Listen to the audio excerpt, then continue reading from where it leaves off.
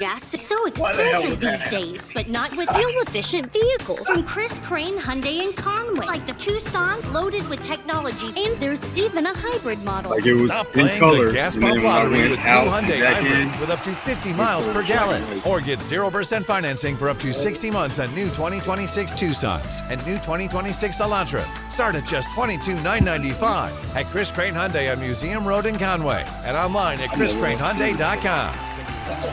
Chris Kane joins Morning Mayhem each Monday to mix it up with the guys. Chris Kane on Morning Mayhem is presented by Trader Bill's. Trader Bill's, your one-stop shop for all things lake.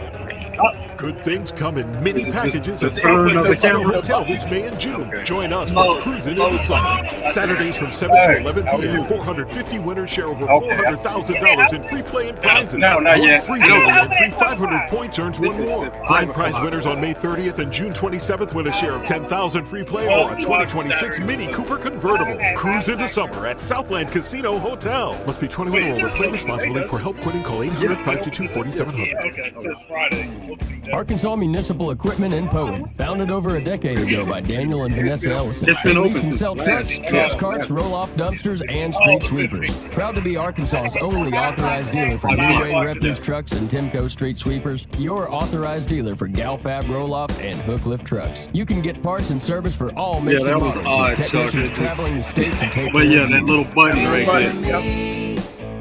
It's the service after the sale. Yeah.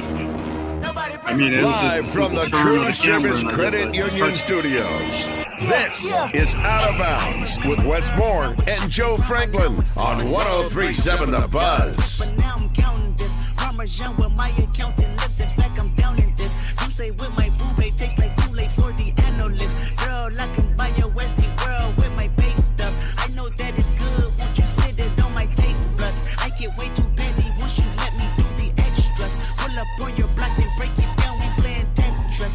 AM to the PM, PM to the AM phone.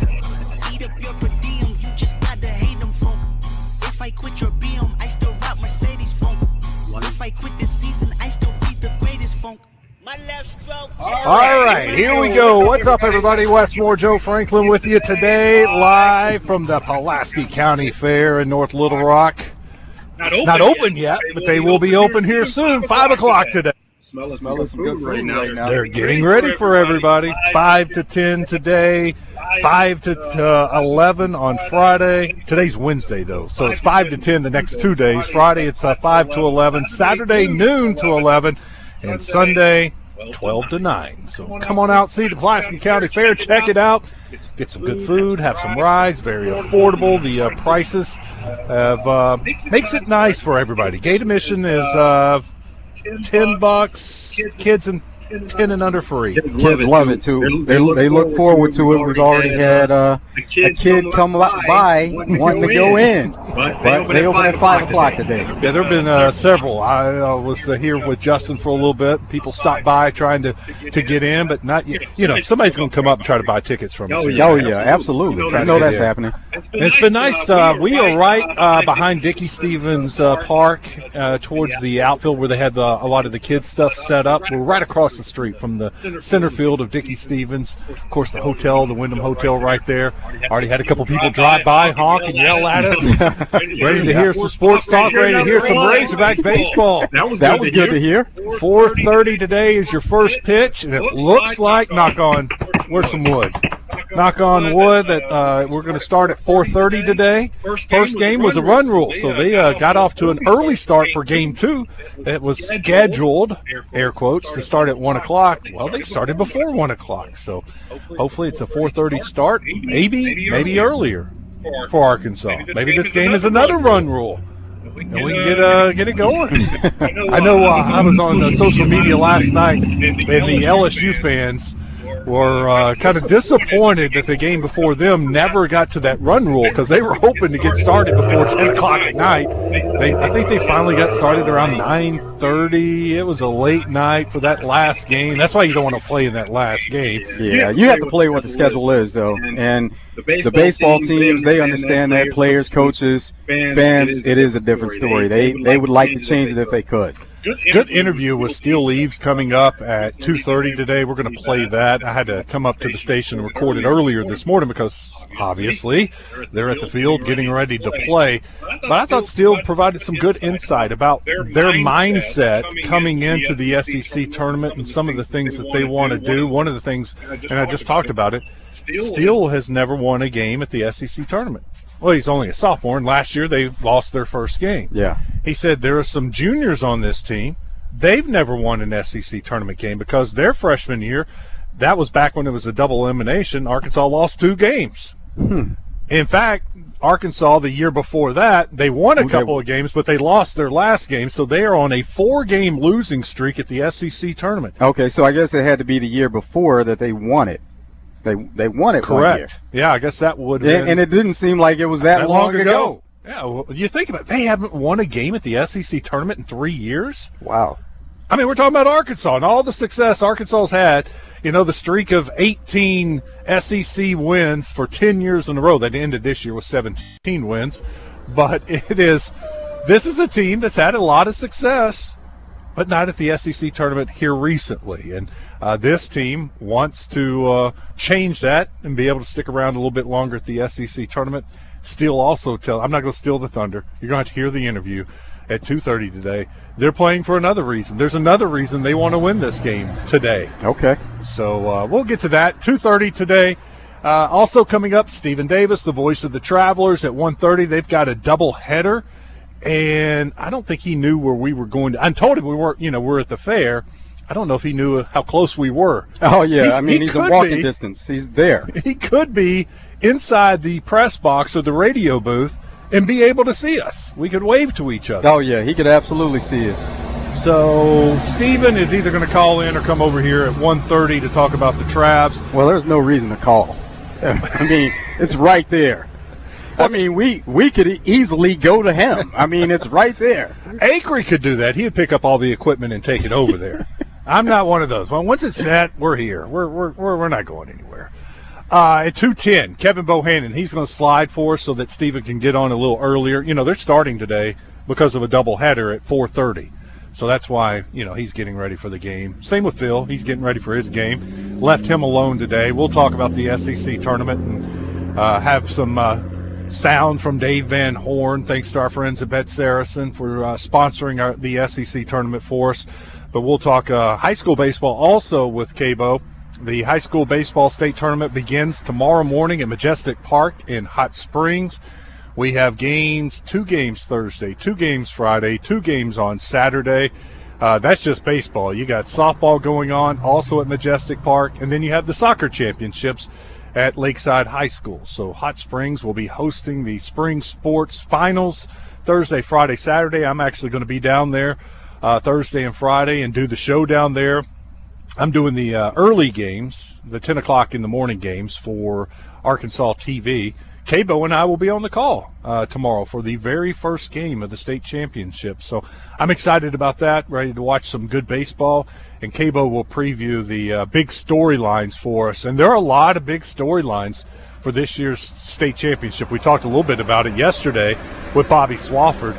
How cool is it that Bryant is going for a football championship, basketball championship, baseball championship in 1 year? Oh, that's all you want. As a school, as athletes that are competing, you want a chance to win in every sport, and to make it a reality, that's something else. That's on another level. There's the Garrett Bach story. His dad, such a great high school baseball coach. His grandfather, a great high school baseball coach. And now Garrett, his second year at Bryant, has taken them. And it's been a decade since Bryant won a state championship. You think of Bryant baseball and how good it's been. It has been a while. And so it means a lot to Bryant. It means a lot to the Bach family. It's a great story. And, both Bryant or Conway and Rogers, everybody penciled them in. This is the 2 best teams in the state. They're going to be playing for a state championship, and both get beaten in extra innings in the semifinals. And so you got Harbor and Bryant playing for the title. Not a lot of people saw that or would have predicted that. So that's a really cool story. You got Woodlawn going again, Taylor softball going again. It is just some powerhouses back at Hot Springs trying to win another state championship. And then you got some that are kind of the underdogs laying in the weeds. Mount Ida, they win as freshmen and lost. Now they're back as seniors and want to get that state title. That's what postseason is all about. Everyone has a chance. Of course, there are the favorites, the ones who dominated regular season, but as they say, it's a new season. So everybody starts 0-0, and it goes from there. It's kind of the story in 4A where you have Brooklyn and Pulaski Academy boys playing for a baseball title. They were both number 1 seeds. And so now Brooklyn beat Shiloh Christian, and Shiloh was also a 1 seed, and people thought that maybe that was a little bit of an upset. But Brooklyn losing last year in 14 innings or 18? I can't remember how long it was. It was the longest game. It was so long, and you know how that we do things on Arkansas TV, sports, we stagger it. It's a baseball game, then a softball game, then a baseball game, then a softball game. This baseball game went so long, well, they couldn't cut away from it. A state championship game in extra innings. They were like, oh, we'll just join in progress the softball game. Softball game was over? Or almost over before they got to it? Over. It was over. Alyssa Orange and myself we were doing the softball game. Yeah. Mayflower was playing in it. And so we had to be prepared to join in progress at any point. So we're back in the control room, taking notes, watching the game, writing down, who scored, so that when we come on, we can give a quick summary of what you've missed. It ended. Wow. And the baseball game was still going. Yeah. That was my last game of the night. I walked out, was going to watch the baseball game and see this unbelievable finish, and it ended right before I walked in the stadium. So I just walked in my car and left and went home. Yeah. And that's the beauty of softball also. Softball is such a fast-paced sport. Then that's why it ended before you ever had a chance to go on, because baseball game was so long. But both of them, a lot of fun, and this is a great time for high school athletes striving to win championships. I've said how much I love watching volleyball, and because it's fast-paced and the ups and downs, the momentum, the runs in a volleyball game. Softball is that way too. I love doing play-by-play or color for softball. College softball is so much fun. It's quick-paced. Games are quicker. There's not a whole lot of time in between pitches. I mean, there's just a lot of action. And as Bobby Swafford told us yesterday, softball is the fastest-growing spring sport in the state. And I see why. Yeah. I can see why girls love playing softball, because I remember playing baseball. And there are times you're out in the field, and the pitcher's walking guys and taking forever, and you're just out there, and you're just kind of, you're kind of bored. You're sitting like, on what pitches. is going on? And it's hot, and you're just sweating out there, standing, no action. With softball, man, you got to be on your toes, because there is something happening at all times, and it's fun to watch. I'm excited for this weekend. All right, excited for today. I really am. Tennessee, Arkansas. I had forgotten until I saw it this morning. Arkansas knocked Tennessee out of the Super Regionals last year. How quickly we forget. Yeah. Tennessee came to Fayetteville for the Super Regionals, and Arkansas swept them in 2 games. 1-2. And it was, you go back and watch those highlights and how intense that was, the Arkansas-Tennessee rivalry with Vitello there. It was, the atmosphere was awesome for those Super Regionals. And now we get a rematch with Arkansas-Tennessee in the first game of the SEC tournament. Of course, not as much at stake as a Super Regional, but I anticipate these two teams, with the history they have between each other, I think this will be a very competitive, spirited game this afternoon. And especially they didn't play this year, so this will be the first look at these two teams going at it. I think it'd be nice to get a quality start from Tate McGuire, but, a quality start 5, 6, 7 innings, probably too much to ask. I would love just to get 3, 4 innings, just a good start. Put up a couple of zeros, or at least prevent any crooked numbers. If you give up 1 here or 1 there, and you look up and it's the 4th, 5th inning, and they've only given up 2 runs, that's good. That, to me, for this offense, the way they're hitting, that would be good enough from the pitching aspect. And then it's a bullpen game. Everybody is ready to go in the bullpen. They had Sunday off, Monday off, Tuesday off. So the guys in the bullpen will be ready to go. And then if they win, they're off tomorrow. So you might as well use your bullpen and get some of those guys in there, a McIlvain, a Coyle, your most trusted relievers. Steele will be one of those guys. It's going to be a bullpen day. no matter, even with Tate, if he was to able to go 6 innings, which I don't foresee, maybe I'm wrong, and it's a very pleasant surprise. But I see the bullpen being big for Arkansas. But the biggest thing, it usually is, though, in tournament play, especially with this SEC tournament. You look at teams, we've talked about how they want to have their pitching lined up. If they know they're going to be in postseason after this, then, of course, they're going to use pitchers that they would use during midweek. They're going to use bullpen. They're going to kind of throw off throughout and try to line everything up moving forward. Well, here's what's interesting for Tennessee. We know that Hunter Dietz isn't starting this game. Dave Van Horn made that clear yesterday. He would like to, he wants to win, and so that he could pitch on Friday. Tennessee is going with one of their weekend guys today, one of their main guys. And it's not their game 1 starter. It's the guy who started game 2 in Oklahoma versus Oklahoma. So this guy pitched Friday and is coming back around and pitching on Wednesday. So not just a short rest of 6 days, it's a short rest of 5 days. He's ready to go for the Tennessee pitcher. These guys want to play. They want to play as much as they can. And even though we talk about fatigue with some of these pitchers and they want to be rested, that's from the coaching standpoint. The staff, they want to protect them. But these guys, they want to play. They want to go. Elander said yesterday, after their victory last night, he announced that this Blanco would be their starting pitcher, and he said, man, I've been talking to him for several days. He's ready to go. He wants this, so we're going to go with him. And then the follow-up question is he on a pitch count? Because, on the short rest. And he is like, not necessarily a hard, firm number, but we're going to be keeping an eye on him. Oh, yeah. They just like the way he pitched against Oklahoma in his last outing. He gave up a 2-run home run in the first inning. And then they also had the bases loaded at one point and turned a double play, but a run scored, then a 2-run home run. And so he gave up 3 runs in the first inning, and then he pitched 5 shutout innings. And so they felt good about the way he finished the outing against Oklahoma and wanted to turn around and give him the opportunity to start or at least this game, not game 1 for them, but get a start at the SEC tournament. I was looking at these scores for the SEC tournament so far, and it's all about scoring a lot of runs. You go back to game 1, Missouri scored 10 to beat Ole Miss. Vanderbilt put up 8 versus Kentucky. When we left yesterday, remember, Kentucky was winning 4-1.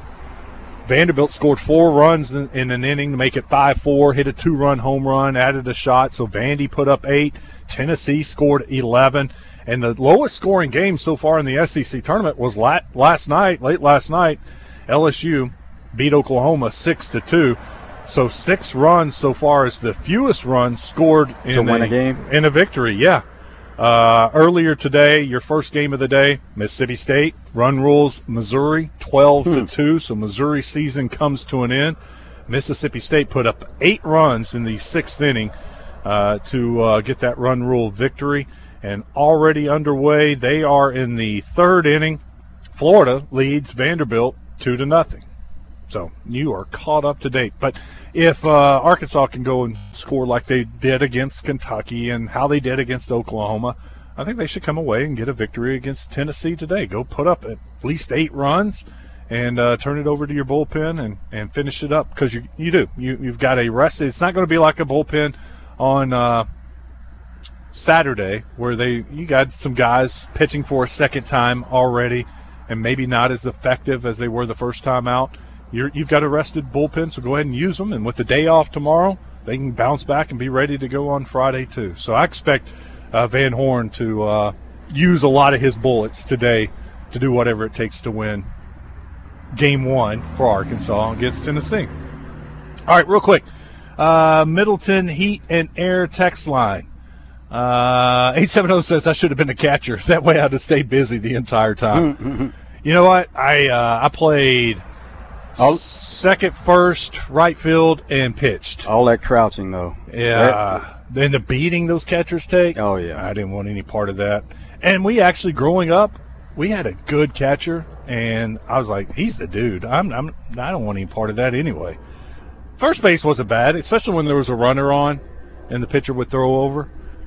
When is the deadline for the NBA college basketball commits? The deadline is a week from today. We got 7 more long days to go. Hopefully we get an announcement before the deadline. But the deadline is 11:59 Eastern time. So it'll be 10:59 our time, a week from tonight. Looking forward to it to see how it all shakes out and who decides to return to school, who decides to stick in NBA draft and pursue their dreams of becoming a pro player on the next level. All right, guys, this one from the Middleton Heat and Air text line. You'll have to help me remember this. Even though Stephen Davis is coming up next, I will probably forget it. Chuck, you paying attention? What? Need you to remind me. When you talk to the Travs dude, would you please ask him to create a place where people can ride bikes to the park and safely park their bicycles inside? Or maybe even having a special night where it's encouraged for people to ride their bikes to the ballpark. Okay, don't think that's part of Steven's job, but we'll see if we can mention it to the right people. Yeah, the Travs dude can pass it on to Sophie, the GM. 501 says it is $5 at the gate. Did I get that wrong? I thought it was 10. 10 and under free. 10 and under free. What's the sign say? I thought the sign said $10. $5 adults. 10 and under. 10 and under free. I can't read. You saw 10. I saw a 10. Yeah. It's 10 and under free. $5 at the gate. Thank you for correcting me. Let me make a change. Yeah, see, I thought you were reading off the paper. Oh, it says it right here. Gate admission, $5. Kids 10 and under free. I can't even read. Yeah, you just saw the 10. I did. I was looking at the sign above us, and I saw the 10. I thought it was $10. My bad. Thanks for correcting me. 10 and under. I just saved everybody $5 per adult. Hey, 10 and under, though. How about that? See, that's the way you do it. You tell everybody $10, and they get here, and it's $5? Oh, hell yeah. And then they go spends $5 more inside. $5 that they were going to spend anyway. Yes, that's right. That's why I've always said Oaklawn's a genius because, admission is free. Yeah. Yeah. You know what? I'm going to spend that money inside anyway, so that gives me more to spend inside instead of buying a ticket to go in. Let's get the attendance here, and then everything else, it'll take care of itself. Yeah.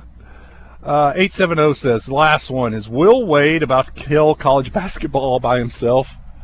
He has hired a professional team to come play for him at LSU. Mm-hmm. I don't know if he's going to get them all in, if he's going to get any of them in. I do not know what's going to happen, but if you get on social media right now, the national guys are ripping Will Wade and mocking him. What's changed? They've always done that, but he's always found a way to win. Until he got caught for paying the player. Well, he was still winning. He won. His quote?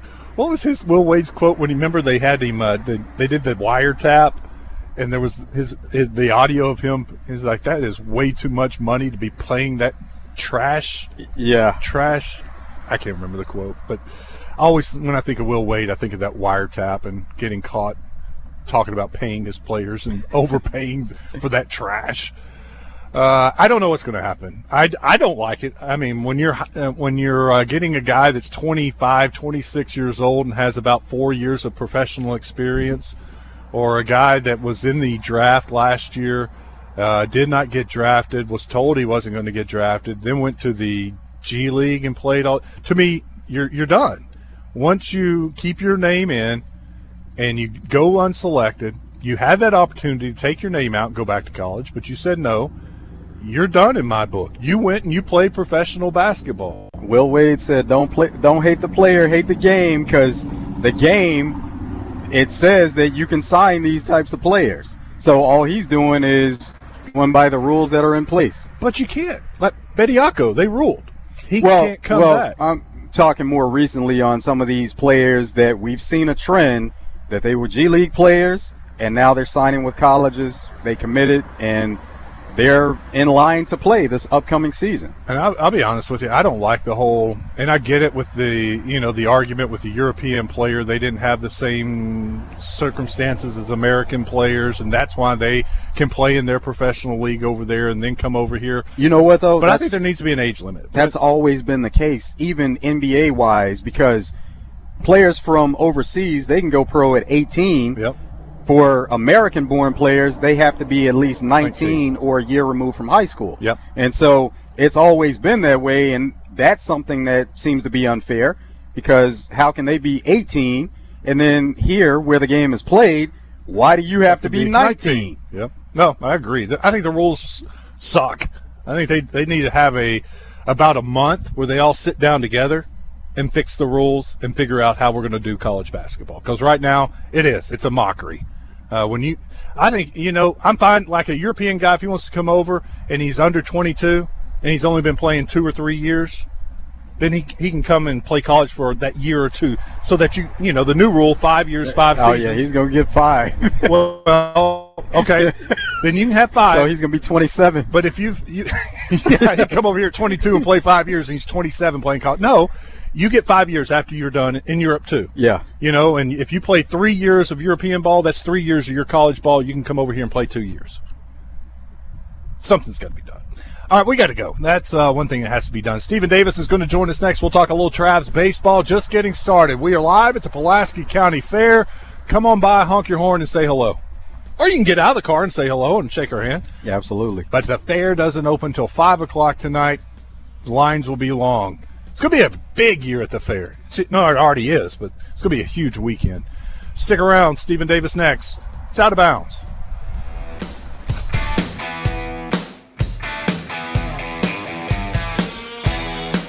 Listen each Friday during Drive Time Sports for the basketball insider in Arkansas. It's Bart Reed, made possible by Martin Orthopedics, with locations in Little Rock, North Little Rock, Cabot, and Hot Springs Village. Staffed with fellowship-trained orthopedic surgeons and sports medicine specialists. For more information on the web, go to martinortho.care.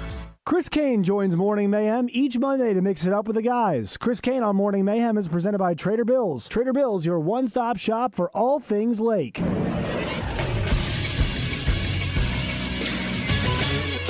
This is SportsCenter. The Arkansas Travelers home game got postponed last night due to weather, so they'll play 2 tonight. The first game will start at 5:05, and the second game will follow shortly after. Coverage for the games can be heard on 106.7 Buzz 2. Day 2 of the SEC tournament gets underway at 9:30 today, as Mississippi State will take on Missouri. Following that game will be Florida facing Vanderbilt. Then in the afternoon slate, Arkansas will be taking on Tennessee at 4:30 as the Volunteers beat the Gamecocks 11-6 last night. Tate McGuire will be on the mound for the Hogs. Coverage for that game can be heard on the Buzz. TV coverage will be on the SEC Network. And in the final game of the day, following the conclusion of the Arkansas game, Auburn will take on LSU. I'm Christian Weaver with the Buzz Radio Network.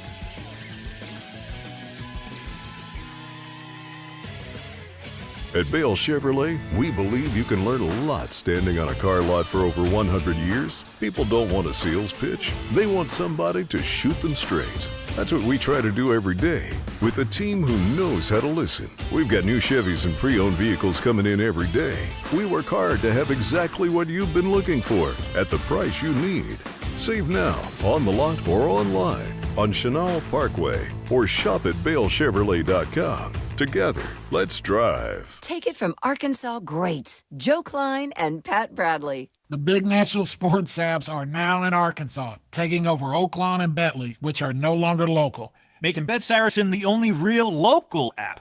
Still Arkansans' fan fave. Plus, Bet Saracen is still the official sports betting app of many of the state's colleges and universities. Bet Saracen, built by Arkansans for Arkansans. Bet with Arkansans. Bet with Bet Saracen. Gambling problem? Call 1-800-MY-RESET. Hey, I'm Pick. And I'm Paul. My partner here is making his first do-it-yourself fix-your-own-car video. How do I look? Like you need a shave. I'm serious. Go! Hey, this Friday through Monday during Dollar Days at Pick and Pull, every part you pick and pull from the yard is 50% off. You're such a DIYer and social influencer. From doors to fenders, every part is half off. Yeah. Seats are just $15. Doors are $25. Floor mats are just $1. Are you posing? Yeah, influencers pose. This Friday through Monday, fix your car yourself and save 50% off any part during Dollar Days at Pick and Pull. Hey, Heath Boothby at Crane Hyundai of Little Rock.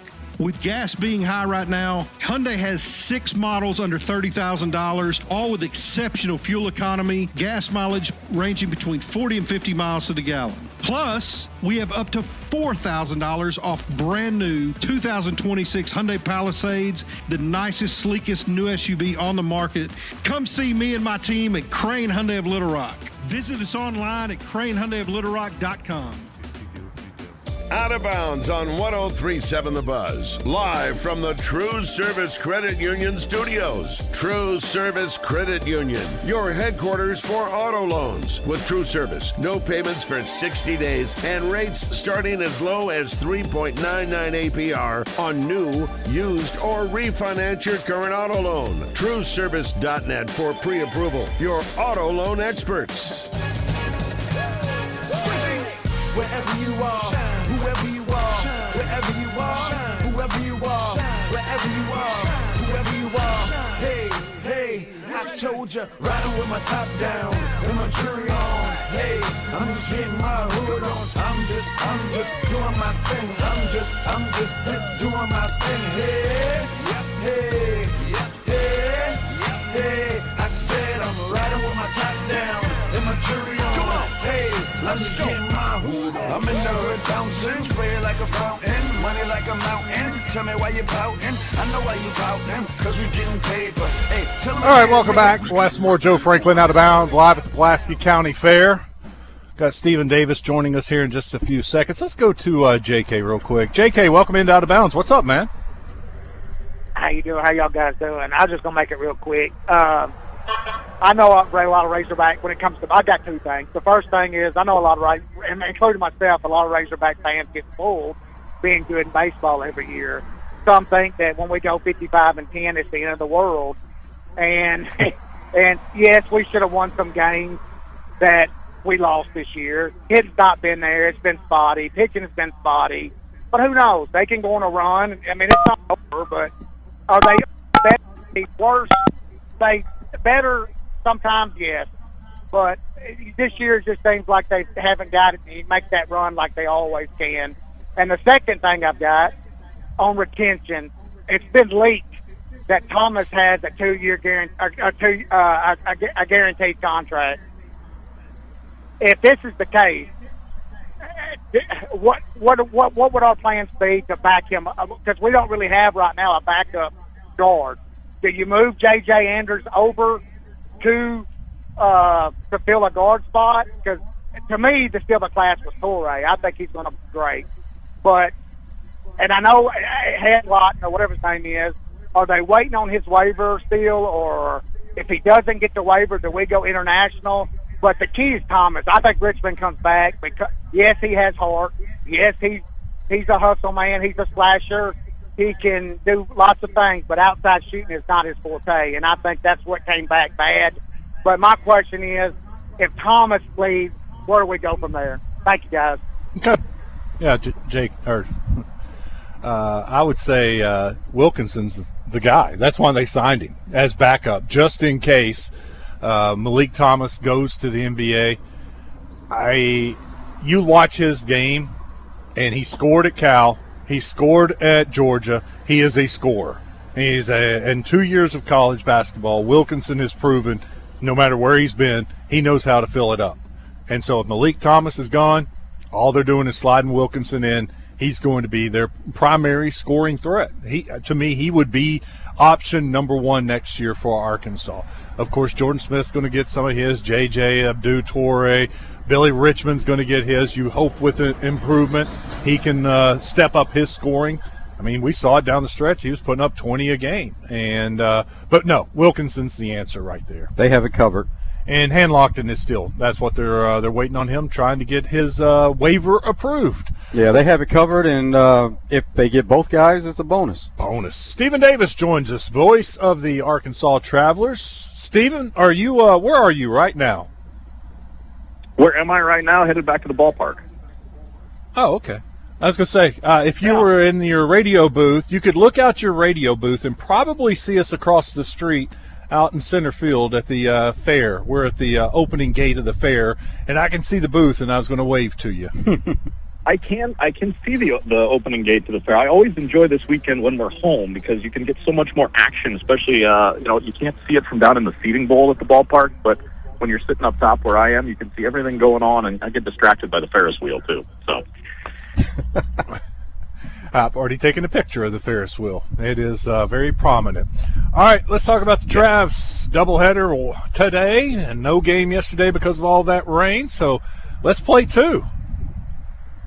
Yeah, got to play 2 today. Mother Nature's cooperating today, which actually the whole week looks better now. Even the weekend's starting to look good. So, yeah, get down to the fair, get out to watch the Travs. But got to play 2 today. First matchups of the year with Springfield. We haven't seen the Cardinals yet. Kind of weird to get this far into the season and not have seen them at least once. So we'll get our first look at them. Former Razorback Mason Molina starting for Springfield in now game 1 of the doubleheader today. He was scheduled to go yesterday, so I'll throw him out there. I'll get a lefty to go against the Travs, and we'll see how the Travs and Cardinals match up this year. Obviously, Travs have been playing well. We've talked about that the last few weeks, but Cardinals have started to turn things on after a slow start. They won a series in Tulsa last week, so they come in playing well too. Stephen, they've been playing well, but recap the last week. How's it been going? What's been going on? So, when we talked last week, the Travs lost on Tuesday, and we're like, you can't expect this team to just keep doing what they've been doing on the road. When you go out on the road to play another good opponent, well, they did. They won the last 5 last week in Northwest Arkansas. So, this team, again, we're not going to expect them to do that, but another impressive week for them, and they did it in a variety of ways again. Some nights it was the offense that had to be counted on, and a couple of wins were comeback wins, including the largest comeback of the season. Came back from down 4 to tie a game, and then we're down 2 in the 9th inning after having already tied it. Fell behind again, scored 2 in the 9th, of course, extras, and eventually 1 in 11. A couple other games, the pitching staff just said, you know what, we got it today, boys, and threw shutouts. So you get 5 shutouts now on the year for the Travs pitching staff, which leads all of AA baseball. So impressive stuff on both sides. When you've got the offense that knows they can go out and put up some runs and has been able to do it now in key situations when the team's been trailing and win some high-scoring games, and then when you've got a pitching staff that might go out and throw up a 0 that night, you feel pretty good that you've got a chance to win every night you take the field. With 2 shutouts, you had double the chances of winning the Texas League Pitcher of the Week. Yes, it usually works out that way, that whichever starter has the best week, even if the team doesn't throw a shutout, but a starting pitcher that goes 6 or 7 innings and doesn't give up any runs is usually who wins League Pitcher of the Week. It's not a hard formula to figure out. And last week it was the guy that started the first shutout for the Travs, Nico Teleshay, a veteran guy, a 28-year-old who pitched several years in the Mexican League before he finally hooked on with the Mariners last summer. Nico's a former Oregon Duck, and he was just outstanding last week. Couldn't be touched. Gave up 1 hit over 7 1/3 innings. Bullpen finished it off without allowing a hit. So it was a combined 1-hitter last Thursday. But he went 7 1/3. It was the longest start for a Traveler this year by 4 outs. Nobody had gone past 6 innings to that point. And it wasn't all just getting quick outs and getting ground balls. He struck out 9. So he was missing some bats, and he was working quickly. Not a lot of long counts that night. But Nico Teleshay, Texas League Pitcher of the Week, and just a really, really thorough performance from him last Thursday in Springdale. So, start time is 5:05 today for first game. Is that typical for a doubleheader type situation, or can that vary? Could they actually start earlier? Yeah, they could start earlier. Won't today, though. 5 o'clock's the time today. Weeknights, it's generally 5 o'clock when we go, maybe 4:30, depending on the situation. But 5 o'clock works out really well tonight with the weather cooperating and chance for folks to get out and bring your dogs out tonight. $3, you can sit on the berm and bring your dog with you. Fantastic night to be your best friend out there to the ballpark with you tonight, too. So 2 7-inning games, 5 o'clock's a great time to start. You get in a little earlier, get out about the same time. It works out pretty well. See if the boys can get a win or 2 tonight. I know it's not like the old days. People are still nostalgic for the old Saturday doubleheaders at Ray Winder back in the day when they didn't play on Sunday, but those games started at 6. And I can't imagine playing a 6 o'clock doubleheader on Saturdays and how late into the night you'd go at the ballpark. So we're good with the 5 o'clock twin bill today at Dickey Stevens. Always 7 innings also? Yep, 7 innings, 2 7-inning contests. It's always odd, and I'll say it probably 3 times on each broadcast today during the games, but 7-inning games, you get to the end a lot quicker. And it's obviously that's a Yogi Berra-ism, and it sounds simple, but really what I mean by that is if you get a good start from your starter and he goes, say, 5 innings, you can basically turn it over to your top reliever that's available at that point and let them try to close the game. So you can skip some of the other stuff that goes on in the bullpen sometimes and really just go to one of your top guys. So it really does shorten the game, not just in terms of innings, but in terms of the intensity of when you need to take advantage of a scoring chance, because have too many opportunities. So we'll see if the starters can be good today. You can hand it off to a guy in the bullpen. You might only need one guy in relief instead of 2 or 3 or 4. Is Tink Hintz still with the Springfield Cardinals? I believe he is not with them currently physically. I believe Tink is injured again. Don't quote me on that. Obviously, I know I'm on the radio right now, but I think Tink was hurt and hasn't thrown a pitch yet in an active game this season. So there's a guy that obviously, for a lot of reasons, folks around here and folks in the Cardinals organization would like to see healthy because he's so talented and a good kid from a good family. We had a suggestion from our Middleton Heat and Air text line, and I wanted to pass it on to you. One of our listeners would like a bike rack, a place where they could ride their bikes to the park and then put them inside and lock them up, and so they can ride them back home at night, and maybe even a night to encourage all your fans, or as many as possible, to ride your bike to the park night. And I said, I'll tell Stephen. We'll pass it on. Bad idea. Yeah, I'll take that to the proper authorities at the team and pass it off. It's above my pay grade, but I like the idea. I like the creative thinking, and I've heard some stories of that, of people riding bikes to games in various places. And I'll encourage a night for get as many people as we can to ride their bikes. Maybe even who knows? Maybe we could even get a player or somebody to do it. I don't know if they even have bikes here, but I know those guys are big on scooters. When we go on the road and you stay somewhere, those guys love to be able to hop on a scooter and ride a scooter to the ballpark. So we can work on a bike night, too, maybe, perhaps. Stephen, we've talked about how the team has been playing well, won 5 in a row. They're top of the standings now, also Texas League North. What's the overall feel, and what's the team been doing really well to win these games recently? It's kind of been a little bit of everything, and the overall feel is, hey, this is kind of what this group expects to do when they look around and see the talent they have in the room, in that clubhouse, and out on the field. They expect to go out and win games and play well and be able to do what they've been doing. And you don't necessarily, as I said, expect to go win 2/3 of your games, and that's essentially what the Travs have been doing lately. But if you just go day by day and play each game as a separate entity, you can go on some runs like this. And I think the Travs are feeling good about it. There's still a long ways to go in the first half of the season before you could lock up a playoff berth, and some very tough opponents still on the schedule in those 5 weeks. But hey, the way this team's going and the way the confidence is right now, I don't think that's going to waver at any point here coming up. But it's a matter of just continuing to do what they've been doing, and the old baseball adage of take it day by day and inning by inning and pitch by pitch. Stephen, we appreciate it. Thank you for coming on. Enjoy the games tonight, and we'll talk to you next Wednesday. Sounds great.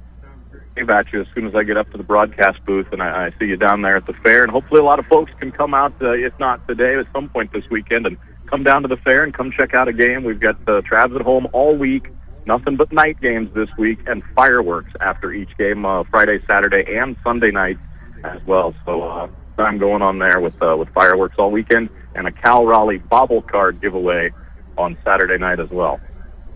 Awesome stuff. North Little Rock's the place to be. Thanks, Stephen. Take care. All right, guys. We'll see ya.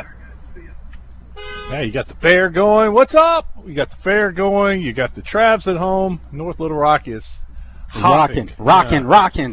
Tonight, gates open at 5 o'clock, 5 to 11. Saturday, 12 to 11. Sunday, 12 to 11. Gate admission is $5, just in case you haven't heard. Kids 10 and under are free. Let's take a break. We'll come back, wrap up our first hour. Stick around. It's Out of Bounds.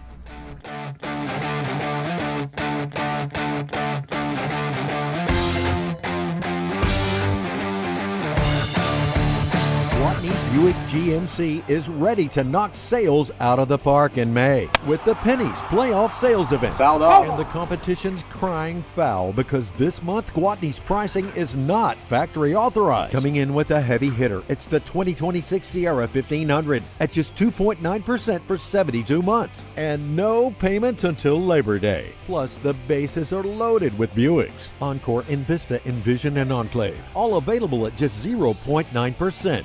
Take a swing at GMC Terrain at just $279 per month. Or slide into home plate in a 2026 GMC Canyon 2-wheel drive elevation at just $249 per month. Call 501-945-4444. It's the Pennies Playoff Sales Event at Gwatney Buick GMC, 5700 Landers Road in North Little Rock. GwatneyBuickGMC.com. GMC, we are professional grade. All offers with approved credit. Terrain and Canyon are low mileage leases. See dealer for details. Luxury Pool and Spa in Conway and Russell is your headquarters for pool and spa chemicals. Luxury Pool and Spa is ready to get your pool balanced and swim ready with Pool Life and Baquasil Pool Chemicals. Luxury Pool and Spa is also a proud dealer of Polywood Outdoor Furniture, Climate Tough Materials, Color Stay Technology, and the 20-year warranty. If you're thinking about a hot tub, they have the amazing Caldera hot tubs in stock on their showroom floor. Live the life of luxury with Luxury Pool and Spa. LuxuryPoolArkansas.com. We got the big deals, the big Arkansas is a Jeep state. I've been selling Jeeps to people in this great state for 40 years. So you've seen a lot then. I'll tell you what I've never seen before is these great deals we got at Chris Crane Dodge, Jeep, Ram, and Benton. That's right. Jeep Wranglers start at $34,950. The fuel-efficient Compass, $399 a month, and the all-new Cherokee, $499 a month. Come save thousands at Chris Crane Dodge, Jeep, Ram, Alcoa Road in Benton. Big Lock Benton. Around here, reputation matters. That's why homeowners and business owners turn to the professionals at CertaPro Painters for their painting projects. From detailed residential painting to professionally managed commercial projects, our crews deliver craftsmanship that protects your investment and enhances curb appeal. Spring weather won't last forever, and neither will the open slots on the schedule. If painting is on your list this year, now's the time. Call CertaPro Painters or visit CertaPro.com and reserve your spring project today. That's Certa with a C. CertaPro Painters, that's painting happy. To celebrate their partnership with the Arkansas Game and Fish Commission, your Arkansas Chevy dealers are giving away a 2027 Chevy Silverado 1500. For complete rules and to register to win, current Arkansas Game and Fish license holders should visit ChevySweepstakes.com/Arkansas Truck Hunt or see your Arkansas's best Chevy dealer for more details. No purchase necessary to enter or win. Open to legal residents 18 years or older who reside in Arkansas. Contest ends 12/31/26. Void where prohibited. Out of Bounds on 103.7 The Buzz. Live from the TruService Credit Union studios. TruService Credit Union. Membership has its rewards with low-rate auto loans, competitive mortgages, and one of the lowest interest rate credit cards in the nation. TruService Credit Union. Online at TruService.net. Out of Bounds with Joe Franklin and Wes Moore on 103.7 The Buzz. Welcome back. Glad you're with us. Today we are broadcasting live from the Pulaski County Fair. Gates open at 5 o'clock today. Come on out tonight. Check it out. Somebody was asking on the Middleton Heat and Air text line exactly where the fair is. It is on the banks of the Arkansas River in North Little Rock, right behind. Is this the main gate? This is the main one to enter? Yes. Well, it's right behind Dickey Stevens Park, in between Dickey Stevens Park and the river. And Wyndham Hotel is right here. There. Yeah, we are looking at the back of the Wyndham Hotel and the back of Dickey Stevens Park, straight into the press box. In fact, we're so close. During the commercial break, when I took off my headphones, I could hear balls hitting leather gloves. They were playing catch in there. Oh, wow. I could hear the smack of a ball into somebody's glove. That's how close we are to Dickey Stevens Park in the outfield. So easy to find, plenty of parking. So come on. Come out and see us. We're on Riverfront Drive, so easy to find. There you go. Let me go to the Middleton Heat and Air text line. Phone lines are open if you'd like to join us, 661-1037. If you'd rather text us, go ahead and text us on the Middleton Heat and Air text line. 501 says, actually, have there not been multiple people or coaches that have lost players that they've signed because of the same thing Will is doing? Well, the only one that really comes to mind is Badiako. That's it. He got an injunction to play in those couple of games, and then you had the whole thing with the judge being an alum of and a donor of the University of Alabama, and then they ruled that he was ineligible to play. The crazy thing is Sankey came out against it. You also had the NCAA come out and say they were against it. So why are these? Are they just challenging the NCAA for some of these moves? I mean, I think these schools are pretty confident that these players are eligible.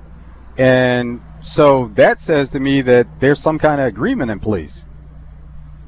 Or it's a free-for-all. We're going to do what we want to do until you tell us. Yeah, that could be the case also.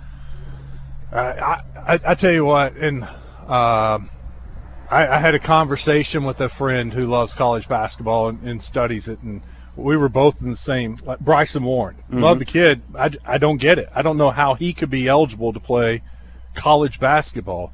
They've had cases where the Europeans could come over and, and play after playing in a professional league or the G League, but not American players. Americans have not been able to do that. But yet Texas A&M signed Bryson Warren to play, and I haven't heard anything. I guess as of right now, they're planning on Bryson Warren playing for them next year. Right. Okay, so once again, that's something that seems unfair. If European players can play after playing in G League, American-born players should be able to do it too. I don't get it. I don't understand, and I think part of the problem is the lack of enforcing rules, and coaches feeling like, or at least some coaches feel like they can just do whatever they want to do until they're told no. But what happens, what if you're an LSU fan, and God bless your soul, and Will Wade goes out and signs all these players, and he thinks this is his team, and then the NCAA hammers down and says, what do you do? No, this guy's not eligible, this guy's not eligible, this guy's not eligible, and this one's not eligible. He's willing to take that chance. Yeah. I do know, the transfer portal was not good to LSU. They lost out on just about everybody they went after. That's why they're taking this approach. They were a lot of people felt it came down to Arkansas and LSU for Mika Murinen. They thought they had put all their chips in a pile and they were going to get Mika Murinen. Yeah. Didn't get him. And now they're basically like on plans C, D, E, and F, and that's why you see them going and get a team full of guys who played professional basketball at different leagues around the world. And if it doesn't work out for them, then I don't know what they're going to have. I mean, we'll see. We'll see how that plays out. I would love to see him get all those players and just see what that looks like. They'll be old. They'll be experienced, that's for sure. That'll be one of those teams that Coach Calipari loves to talk about, full of, grown men that are 23, 24, 25, about to be 26 in one case. And Will Wade has shown that he can coach. He's able to put the talent on the court, but then he's also able to get them to a certain level. 501 says, how do you blow a 22-point lead with 6 minutes to go? Shame on you, Cleveland Cavaliers. Have you heard of a timeout, a zone, or maybe getting the ball out of James Harden's hands? All of those. Your alpha dog, Donovan Mitchell, has 29 points in 29 minutes, and he goes scoreless the next 11 minutes, including overtime. Spider-Man should have had the ball in his hand to seal the game like Brunson. The ball hardly touched his hand. This loss is on the coach, no doubt. Oh, it is. The timeout situation, that is something that's inexcusable. You have to call timeout to stop runs and reset your team and maybe get a play that you know is going to work where you can score some points. But it was just watching that game, and I missed quite a bit of it. But it was going to fourth quarter, and my son, he updated me. He said, well, it looks like Cavs are going to win this game. They're up 15, start of fourth quarter. And I said, 15, they have a chance because that is nothing to erase in an NBA game and go on a run. But then I didn't start watching the game until they had gone on right before they hit 18-1. So they were in the middle of that run, and once they got to 18-1, that was right around the time that I really was paying attention. They got it within 5, and then it was just game on from there. Cavs scored a couple of buckets here and there where they stretched it out to 6, but Knicks just kept coming, and before you knew it, they had a lead, and then, it was tied at the end of the game, end of regulation. And Cavs had the last shot, regulation, with a chance to win. Ball rolls around the rim, and rims out. And once they go to overtime, the feeling is Knicks are going to win this game because they've done so much to come back and win it, and everybody is in there going crazy. They're really feeling it. They're in the flow. They're going to win. All the momentum. Coming up, hour number 2 from the Pulaski County Fair. Stick around. We'll be right back. You can't always see what's in the air, but dust, allergens, contaminants, even mold could be affecting your health. Learn about air quality testing at rainbowrestores.com. When the unthinkable happens, damage from smoke, water, fire, mold, or just poor air quality, let Rainbow Restoration fix your home or business. With their 24/7 rapid response, you'll get your life back on track fast. RainbowRestores.com. Rainbow Restoration. They restore, you recover. Services performed by an independently owned and operated franchise. Razorback Hamper Sales in Hot Springs is having a huge inventory liquidation sale. All in-stock travel trailers and fifth wheels are being offered at drastically reduced prices. These are the best deals of the year. One of the many great deals is a 26-foot Salem with bunk beds, power awning, plywood floor, and much more for only $21,997 or $235 a month. Now is the time to buy. All these great deals can be seen at RazorbackCamperSales.com. Are you still on the sidelines? Then it's time you suit up and get in the game. Download Arkansas's favorite sports wagering app, Bet Saracen, today. It's where the big boys come to play. This is madness! This is Sparta! 103.7 The Buzz, KABZ Little Rock.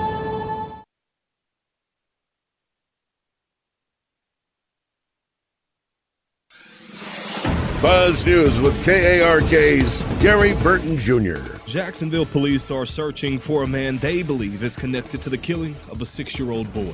Officials say 21-year-old Artavius Johnson is accused in the deadly shooting of Amir Houston on Sunday night. Police say Johnson was last seen driving a white Hyundai with the Arkansas license plate BGP35N.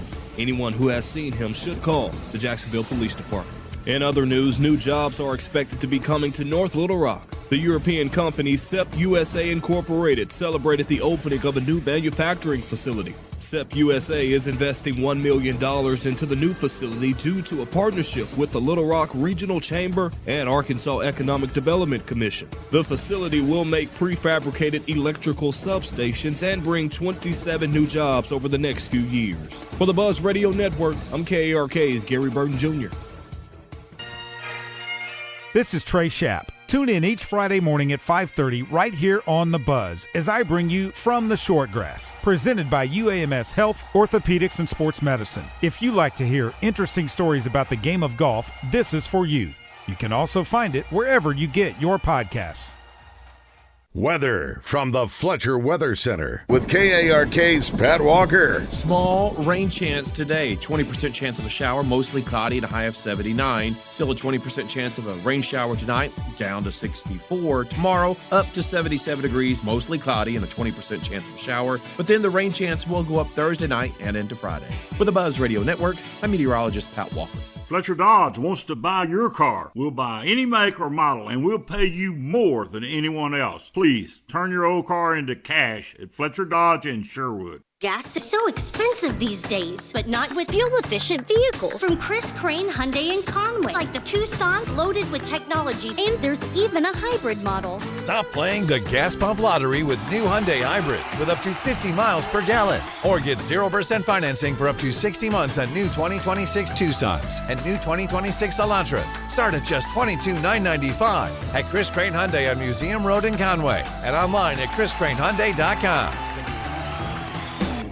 Arkansas Municipal Equipment in Poen, founded over a decade ago by Daniel and Vanessa Ellison. They lease and sell trucks, trash carts, roll-off dumpsters, and street sweepers. Proud to be Arkansas's only authorized dealer for New Way refuse trucks and Timco street sweepers. Your authorized dealer for Galfab roll-off and hook lift trucks. You can get parts and service for all makes and models with technicians traveling the state to take care of you. AME, it's the service after the sale. Hawks Homes, Arkansas's #1 dealer. They have more inventory than anyone in Arkansas. Hawks Homes is celebrating its 40th anniversary this month. In honor of that, Hawks is selling a home at $39,995. Hawks has other specials going on, other models as well. Be sure to take advantage of this great deal. Only lasts the month of May. We also offer custom-built manufactured and modular homes. 1 to 5 bedroom homes that can be built to accommodate your needs. Check us out at Conway and Bryant with over 65 models to choose from, or go online at hawkshomes.net. Hey, it's Christian Weaver with a question for you. Does pain in your back, knees, elbows, or other joints have you saying no to doing the things you love? No golf, no pickleball, no basketball, no long walks? That's what chronic joint pain does. It starts deciding your life for you. You know what I'm talking about? Crippling joint pain that dictates your day and steals your independence. Too many people like you are told to live with it, rely on pills, or accept invasive surgery as the only options. Well, I've got good news for you. QC Kinetics can help you say yes to the life you want. QC Kinetics offers regenerative treatments that use healing agents from your own body to help revitalize damaged joint tissue. And instead of just masking the symptoms, their treatments address the root cause of the pain. I'm talking about long-lasting relief with no surgery, no drugs, and no downtime. Take the first step toward a pain-free life by scheduling a free consultation with QC Kinetics. Tell them Christian Weaver sent you. Call 501-393-1159. That's 501-393-1159. 501-393-1159. This is Justin Akery. If shoulder or elbow pain is affecting your daily life, the fellowship-trained physicians at the Orthopedic and Spine Hospital at UAMS Health are here to help. They offer advanced care for injuries, arthritis, rotator cuff problems, and more, helping you feel better, move better, and get back to everyday life. Call 501-686-TOSH today to schedule your appointment. That's 501-686-8674. The doctor will see you now. The Honda Ride Red and Save Green sales event is happening at Honda Russellville. Get more done with a Pioneer 700 or 1000 side-by-side. Swing a leg over a dependable 4Trax Rancher ATV. Take your crew in a 4-seat Pioneer 704 or 5-seat Pioneer 1005. Bonus bucks on select models plus low-rate financing for qualified buyers. Visit HondaRussellville.com. For your safety, read the owner's manual and wear a helmet and eye protection. Always wear your seatbelt and close the side vents and doors when operating a side-by-side. Honda side-by-sides and ATVs are for riders 16 and older. It's the perfect day. You're just driving along, listening to your favorite music. The window's down. There's a cool breeze. Life is good. But wait, hold on a second. You're not wearing a seatbelt? You'd better put that on before that... Uh-oh, too late. Cops everywhere are stepping up enforcement, so you'd better buckle up or you will get caught. Sorry to ruin your day. Click it or ticket. A message from the Arkansas State Police Highway Safety Office. Live from the TruService Credit Union Studios, this is Out of Bounds with Wes Moore and Joe Franklin on 103.7 The Buzz. But now I'm counting this. Parmesan with my accountant lips. In fact, I'm down in this. You say with my boo babe tastes like Kool-Aid for the analyst. Girl, I can buy your Westie world with my base stuff. I know that it's good. Would you sit it on my taste buds? I get way too petty once you let me do the extras. Pull up on your block and break it down. We playing Tetris. All right, welcome back. It is Out of Bounds, and it is time for the Razor Hog update. We have Arkansas, Tennessee a little later today. First pitch is scheduled for 4:30. That means Phil and Bubba will hit the airwaves right here on the Buzz at 4 o'clock as soon as we are done. I was pulling up the scoreboard to see what the score of that Florida game, and Vanderbilt, or I guess Todd, you watching the game? I've got 3-0 in the 5th inning. Maybe that's been updated, but that game's moving right along. 3-0, top of the 5th, Florida leading Vanderbilt. So that game should be over in plenty of time, and don't want to jinx it, but Arkansas should start on time at 4:30 today. You got the Razorback softball team getting ready to take on Duke Friday morning, 11 o'clock. Of course, everyone's going to be keeping an eye on the weather in Fayetteville, and hopefully they'll be able to play Friday. Let me see here. I'm pulling up the Friday, 90% chance of rain, but the rain is ending at noon. The chances of rain, so it looks great Friday afternoon, so may have a small delay. 45% chance of rain, 11 a.m. Friday morning in Fayetteville, and that goes down to 35%, and then 0% at 1 o'clock. So they're going to play Friday. It may be delayed a little bit, but Duke, Arkansas 2 wins away from doing something they've never done before. Go to Oklahoma City. And the Arkansas men's golf team, I was looking at this during the commercial break. They are playing in the Corvallis Regional, And Arkansas right now is looking pretty good. They're not got some work to be done, but they're in the top 5. Top 5 moves on to the national championships. They're 3 under today, and they have moved up to they're up 2 spots from 5th to 3rd. They have a 4-shot lead over Liberty and Purdue, and also Oregon State. So there's a 3-way tie for 4th place. They would have a playoff to decide who are the teams that are in the top 5. But Arkansas right now, 4 shots in the clear in 3rd place, and they are on holes 13, 14, and 15. So they have a little bit more to go. By the way, that concludes the Razor Hog update. Just got a text from K-Bo. K-Bo is tied up right now. He's going to join us a little later. Okay. So we've got time. If y'all want to join us, 661-1037. We all of a sudden have an open segment, 661-1037. Put Todd to work because he's not doing anything back there. And then you can also text us on the Middleton Heat and Air text line. Real quick, Arkansas State, we've been following this because that would be a pretty cool story. Their golf team is also playing in a regional, the Marana Regional. They are in 4th place right now. They are above the cut line. Arkansas State's are on holes 15, 16, and 17, so a few more holes to go. They're 4 under for the day, 25 under for the tournament. They are 3 shots ahead of Duke and Alabama. Those 2 teams are right now tied for 5th. So if Arkansas State can finish strong, they will head to the national championships. They, I think they may have just got another shot. They have 3 of their 5 guys under par. Thomas Schmidt, 2 under par. Cole Kirby's under par. Jake Lyles, 1 under par. And then 2 guys are at even par. So they've got a little buffer room in case somebody makes a mistake. But looking good. One golfer has 1 hole left. 3 of them have 1 hole left. And Jake Lyle has 3 holes left. So Arkansas State getting awful close to punching their ticket to go to the national championships in golf. So that is a pretty cool story. Came in ranked number 44 in the country. They're beating number 29 Duke, number 20 Alabama, number 33 Clemson. So they've gone in there and not projected as one of the 5 teams that would go to the national championships, but they are letting their play on the course do all the talking. And maybe a pretty cool story if Arkansas State is able to go to the national championships. Unfortunately, Little Rock did not have a good tournament, and Little Rock will not be going to the national championships. Their day is done, and they're nowhere close to the top 5, so they will not be advancing.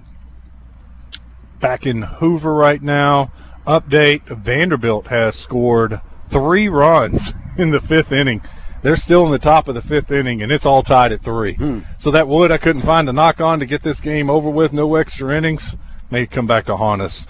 Vanderbilt and Florida all tied up at 3. I saw some news just a few minutes ago. Aaron Rodgers, I guess, had a press conference and says this is his last year, Joe. Yeah. This is it. Okay. Yeah, and it's so funny. I don't know if you saw me laughing about it, but it's in bold here. Top of the page. Breaking news. It's like, what's breaking about that? I mean, I guess it is, but we'll see. You always take the wait-and-see approach with him. You never know. But this is the first time he said this is it, right? No, he said it last year. He didn't say it like just so profound, but he was asked, is this your last year? And he said, yeah, most likely this is it. But now, instead of saying most likely this is it, he says this is it. Well, the contract details are out. He has $2.5 million in incentives. He's got to play 75% of the regular season snaps. And if they get a wild card win, he gets $625,000. If he gets a divisional round win, $625,000. If he gets an AFC championship win, another $625,000. And if they win the Super Bowl, they need to give him $5 million if they win a Super Bowl. That should be the end goal. You win a Super Bowl, you get another $5 million. double it up instead of $2.5 million altogether in incentives. Yeah. You get to the Super Bowl and win it, double it, $5 million, bam. Yeah, that's what it should be. What's he getting in this year? As far as it's just his base salary, I want to say it's 22. So it can take him up to 25 almost. That's fair for a starting quarterback in the NFL. It is. It is. Last year he made 13, but he was the one that said on Pat McAfee's show, he said, "I'll play for 10 M's. It's not about the money." Okay, we'll come back and play for 10 M's now then. and that was the whole hold up here in the discussion was he wanted more money. And of course he got the result, but I mean, say what you mean what you say. Yeah, I agree. I guess, though, if you say, and this is it, this is your last checks. These are your last 17 checks. You better get what you can get this last year. I guess that's why he said, I need more. He's not a guy. You don't think he's not a guy that's going to be doing games and go to the booth after this? He said there's no way. He said once he's done playing, you will not see him. That's what he said. He said he's disappearing from limelight. He's not going to be anywhere where people can approach him, and he's going to be to himself. And he seems like that type of personality. Who's that with the Cardinals? Arizona Cardinals? Jake Plummer. He's made some appearances recently, though. He was part of their schedule release. Well, that's cool. Yeah. Yeah, he needs to get on back. Did you see the controversy around the Offensive Player of the Year trophy to Jackson Smith and Jigba? No. The trophy says Defensive Player of the Year. He played that great that he could be offensive and defensive. No, he took a picture of it, and it was something like, "No respect. What are we doing here?" Oh, yeah. I mean, that is. And then next to where it says Defensive Player of the Year, next to the year, there's no space. Like a typo. Yeah, they left out a space between the two. But there is no defensive player. I mean, okay. It is. That's what it is. Defense. I thought there was different wording on it. But, yeah, he's right. I mean, but. That's a huge mistake. No, it is. It is. And I'm sure you know how it is with social media and everybody just having to put everything out there. He could have easily gotten it fixed without doing that, but he wanted to make a statement to show that there was a mistake made. Chip on his shoulder. I get the award, and they can't even get the award right. Come on. You think they're doing that for back in the day when Tom Brady's winning these awards? You think that trophy's messed up? Or you think they gave Myles Garrett one that says Offensive Player of the Year? And he played well enough where he could be that too. Maybe that's what it was. They just sent the packages to the wrong place. This is cool. Darian Mosley, the wide receiver, 4-star wide receiver from Alabama. He tweeted out, "Any Hog fans in Hoover for the tournament? I'm going to be there today at 5:30. Woo pig." He's looking for Razorback fans to hang out with today. Cool kid. I liked Darian Mosley.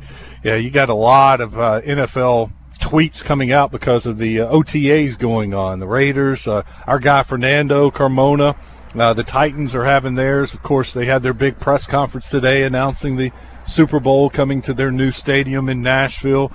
But that's pretty cool. We got a little NFL news going on around the country right now with some of these OTAs going on.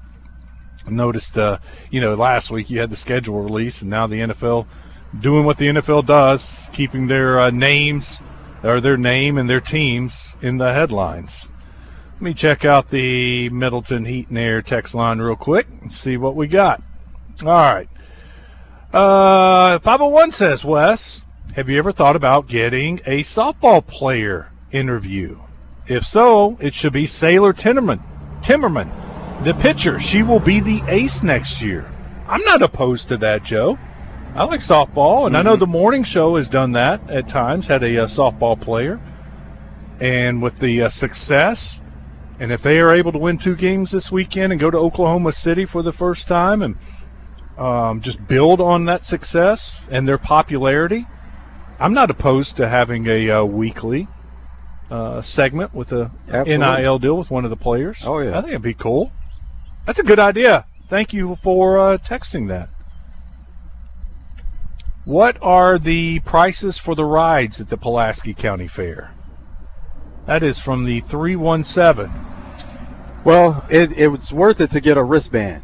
Just get a wristband, and you can ride all rides, and that's $20. Okay. Mission, $5 we've been talking about. Kids ages 10 and under are free, so it is affordable. It's not going to cost you an arm and leg to go like some places, but that is one of the attractions of the Pulaski County Fair. Back for 6th year. But you can get individual. You can do individual rides, but it's worth it to get a wristband. You're probably going to end up spending that close amount to 20 anyway. Yeah. All right. Gates open, by the way, today at 5 o'clock. Tomorrow on Thursday, it's 5 to 10 again. Friday, they open an hour later. It's 5 to 11. Saturday, they open at noon. And it's 12 to 11 on Saturday. And then the Sunday final day, it is 12 to 9. It says wristbands admission hours, but it doesn't give me the wristband total. Gate admissions, 5 kids under 10 and under free. All right. Back to the Middleton Heat and Air text line. Another one asking, where's the fair located? Joe and I are at the front gate, the main gate to get into the fair. We're right behind Dickey Stevens Park and right behind the Wyndham Hotel. In fact, if you think about the street that runs in between the back of the Wyndham and the side of Dickey Stevens Park, where people can park out there, in the outfield or beyond the left field at Dickey Stevens Park, that street leads right into the front gates. Can't miss it. Can't miss it. Let's see here. Ron in Pine Bluff. What's up, Ron? Glad you're listening. Yeah, that's too much, Ron. I'm not going to be. Did he send a book? No. No, he was wanting to hunt and call somebody if it was too much. Donald says it's $25 today. It's normally $30. Sarah said it this morning on the early show. For the wristband? Yes. Okay. Thanks, Donald. Well, we were just told differently, but if that's what it is. I worked with James Earl Jones on his Sabriel Fire Show. He was given a humanitarian award with James Earl Ray's name. He was upset, but then we all had a big laugh. Yeah, so mistakes happen. Isn't fair season in the fall? Not Pulaski County. Here. Not Pulaski County Fair, no. It's happening now. And that's what makes it attractive. Absolutely. Not as much competition right now as you would have in the fall with all the other fairs going on. And how about the timing with school being out? This is the time to get to the fair. Yeah. And let the kids enjoy it. Is Wimby's 60-plus points, rebounds, and assist combo a good bet for tonight? 60 points, assists, rebounds. I don't know how many assists he gets. Let's say 5. Yeah. Can he get 55 points and rebounds combined? I mean, he did the other night with the 40 and 24, yeah, but that was... And that's a rare game. Yes. It's not like something he's going to do each and every game. Is he capable of it? Absolutely. But you would have to think that Thunder, they're going to try to put something in place, some kind of defense to at least keep the ball out of his hands or limit his touches or something. It's hard to keep it out of his hands when you can throw it up, like 9 feet high in the air and he catches it. Now, what's crazy about it, though, is he brings the ball up court sometimes. And we know that with his background being a wing player, that he did handle the ball quite a bit. But that's the luxury and benefit you have with a player like that. Not only can he handle the ball and everybody runs up court and he sets up the offense, but he can run down court, get in position in the block, and they can run the offense around him. He can pass it out from the post. He can do a lot of different things. I would have to see the odds to whether this is a good bet or not. I mean, if you get tremendous odds, yeah, if it's then like it's worth it. 8-1, 10-1, or something like that, then but it's worth a shot. I mean, if this is like even money, no. I mean, I don't think this happens on a normal night. It's going to take something extraordinary. And remember, the game the other night went to double overtime. Yeah, it's a great to point. achieve those types of numbers. I think he's good for like 20-something points, 15 rebounds. I mean, that's 35-40 combined right there. And like I said, 5 assists. So that's 45. You're still 15 short. Mm-hmm. And that's a great night. 25, 15, and 5. Yeah. So to get 60 combined points, rebounds, and assists, I'd have to be getting some really good odds on that because I don't think it's likely to happen. If it's likely to happen, then, it should be about even money. So, if it was like 45 combined points at even money, I'd be like, that's probably a decent bet. Yeah, you're not going to win a lot, but unless you put up a lot. Yeah, you just couldn't depend on him to score 41 every night. 870 says De'Aaron Fox is back for the Spurs tonight. He missed the last game. Is he back? I mean, unless this is something that's breaking, but last I heard was he was going to be a game-time decision. And that he's likely to play, but it's still going to be a game-time decision, and that they were really leaving it up to him. He's going to get out and test it before the game and see how he feels, and then he'll let the coaching staff know, and they'll get together from there if he feels like he's a go. But if he doesn't feel like he's a go, they're going to leave it up to him to decide, okay, I want to sit this one out. That's a big boost if he does come back and play. Oh, absolutely it is. I had a good conversation with Christian this morning, our resident Oklahoma City Thunder fan, and he was like, man, it just may be a bad matchup for us, but he fully expects Oklahoma City to be better offensively tonight. Yeah. He felt like they were really bad. And like you were talking about Minnesota, he wants them to attack Wemby instead of being, when he's in the game down underneath the basket, just shying away from him. He wants them to get back to their game. That's what Oklahoma City does. Mm-hmm. They drive to the basket, but we didn't see a whole lot of that in game one. So Wemby went for combined 68 in game one. So 60 is below average for what he's done, but he only did it, he did it in one game. You really need to look at it over the course of 2 or 3 games to get a good average on it. Yeah, you need to look back at like his last 10 games and see how often that happens. And I would bet or guess it's probably happened once. Yeah, 68. That's a lot. That's not normal. But if you're getting great odds on it, you can roll the dice. I mean, that's why you get great odds, because it's likely not to happen. But you know what? If you'd have done it in game one, you would have won, and it would have been an awesome payout for you. The great look that he had and the great play, that three-pointer that he hit, that he stepped into, he was 1 for 2 on three-pointers. So he only shot 2, but he hit the one that really mattered when they needed it, had to have it. That was the one he hit. So wild, because he is you can just see, he is a good shooter. He only took 2 because he was having so much success inside. You know what, though? He's looking over the rim whenever he jumps, so he's throwing the ball down into the rim. Update from Hoover before we take the break. Florida has responded with 2 runs in the bottom of the 5th. So right now, still in the bottom of the 5th with Florida batting. The Gators lead the Commodores 5-3.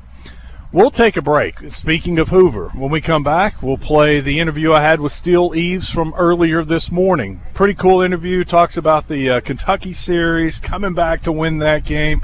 Discusses the SEC series and tells us why some of his teammates are really motivated to get a victory today, what they want to see later this week. We'll hear from Steele Eves, thanks to Stephen Elmore Shelter Insurance. When we come back, stick around. This is Out of Bounds live at the Pulaski County Fair in North Little Rock.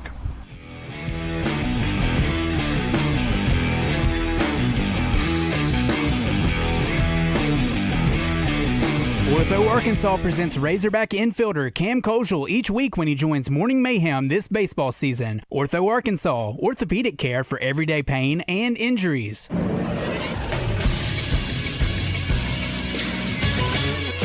This is SportsCenter. The Arkansas Travelers home game got postponed last night due to weather, so they'll play 2 tonight. The first game will start at 5:05, and the second game will follow shortly after. Coverage for the games can be heard on 106.7 Buzz 2. Day 2 of the SEC tournament gets underway at 9:30 today, as Mississippi State will take on Missouri. Following that game will be Florida facing Vanderbilt. Then in the afternoon slate, Arkansas will be taking on Tennessee at 4:30 as the Volunteers beat the Gamecocks 11-6 last night. Tate McGuire will be on the mound for the Hogs. Coverage for that game can be heard on the Buzz. TV coverage will be on the SEC Network. And in the final game of the day, following the conclusion of the Arkansas game, Auburn will take on LSU. I'm Christian Weaver with the Buzz Radio Network.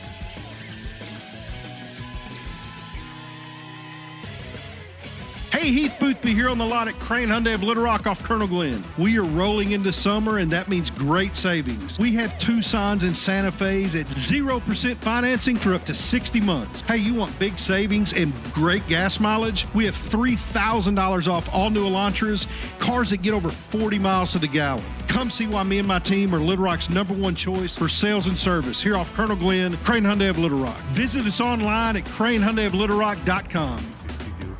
Oaklawn is here for when you want the ultimate escape, all in one place. Check into the luxury hotel. Escape to Astral Spa, the only Forbes 4-star rated spa in Arkansas. Indulge at award-winning restaurants like the Bugler or the Oak Room and Bar, all before having the time of your life at the 24/7 smoke-free casino, where the energy goes all night. Here, excitement and luxury meet under one roof. Oaklawn Hot Springs. Join the fun. Gambling problem? Call 1-800-GAMBLER. Razorback Camper Sales in Hot Springs is having a huge inventory liquidation sale. All in-stock travel trailers and fifth wheels are being offered at drastically reduced prices. These are the best deals of the year. One of the many great deals is a 26-foot Salem with bunk beds, power awning, plywood floor, and much more for only $21,997 or $235 a month. Now is the time to buy. All these great deals can be seen at RazorbackCampersales.com. I'm here with Laura Beth from Kaufman by Design West. Kaufman has over 7,000 square feet of beautiful new home decor pieces and design specialists on staff. See, that would be important for somebody like me who is design challenged. Yeah, we have design specialists on staff and everything you need from lighting to flooring, designer hardware, and more. And gift cards are available too. Check them out now. Kaufman by Design West, out west past Taylor Loop, 14900 Cantrell Road. Or visit us online at kaufmanlumber.com. It's the perfect day. You're just driving along, listening to your favorite music, the windows down. There's a cool breeze. Life is good. But wait, hold on a second. You're not wearing a seatbelt? You'd better put that on before that... Uh-oh, too late. Cops everywhere are stepping up enforcement, so you'd better buckle up or you will get caught. Sorry to ruin your day. Click it or ticket. A message from the Arkansas State Police Highway Safety Office. People have always asked me how we get such great inventory. Here at Alcoa Road in Benton, the Big Lot, Chris Crane, Dodge Jeep Ram. It's simple. We use the latest technology to scour auctions across the country to bring us the best of the best. This month only, we're doing sales tax paid on every pre-owned vehicle here at the Big Lot. Sales tax paid? Sales tax paid at the Big Lot. Chris Crane, Dodge Jeep Ram on Alcoa Road in Benton. Out of Bounds on 103.7 The Buzz. Live from the TruService Credit Union studios. Online at TruService.net. Out of Bounds with Wes Moore and Joe Franklin on 103.7 The Buzz. Tell me, do you see her? She's living her life. Even if she acts like she don't want the limelight.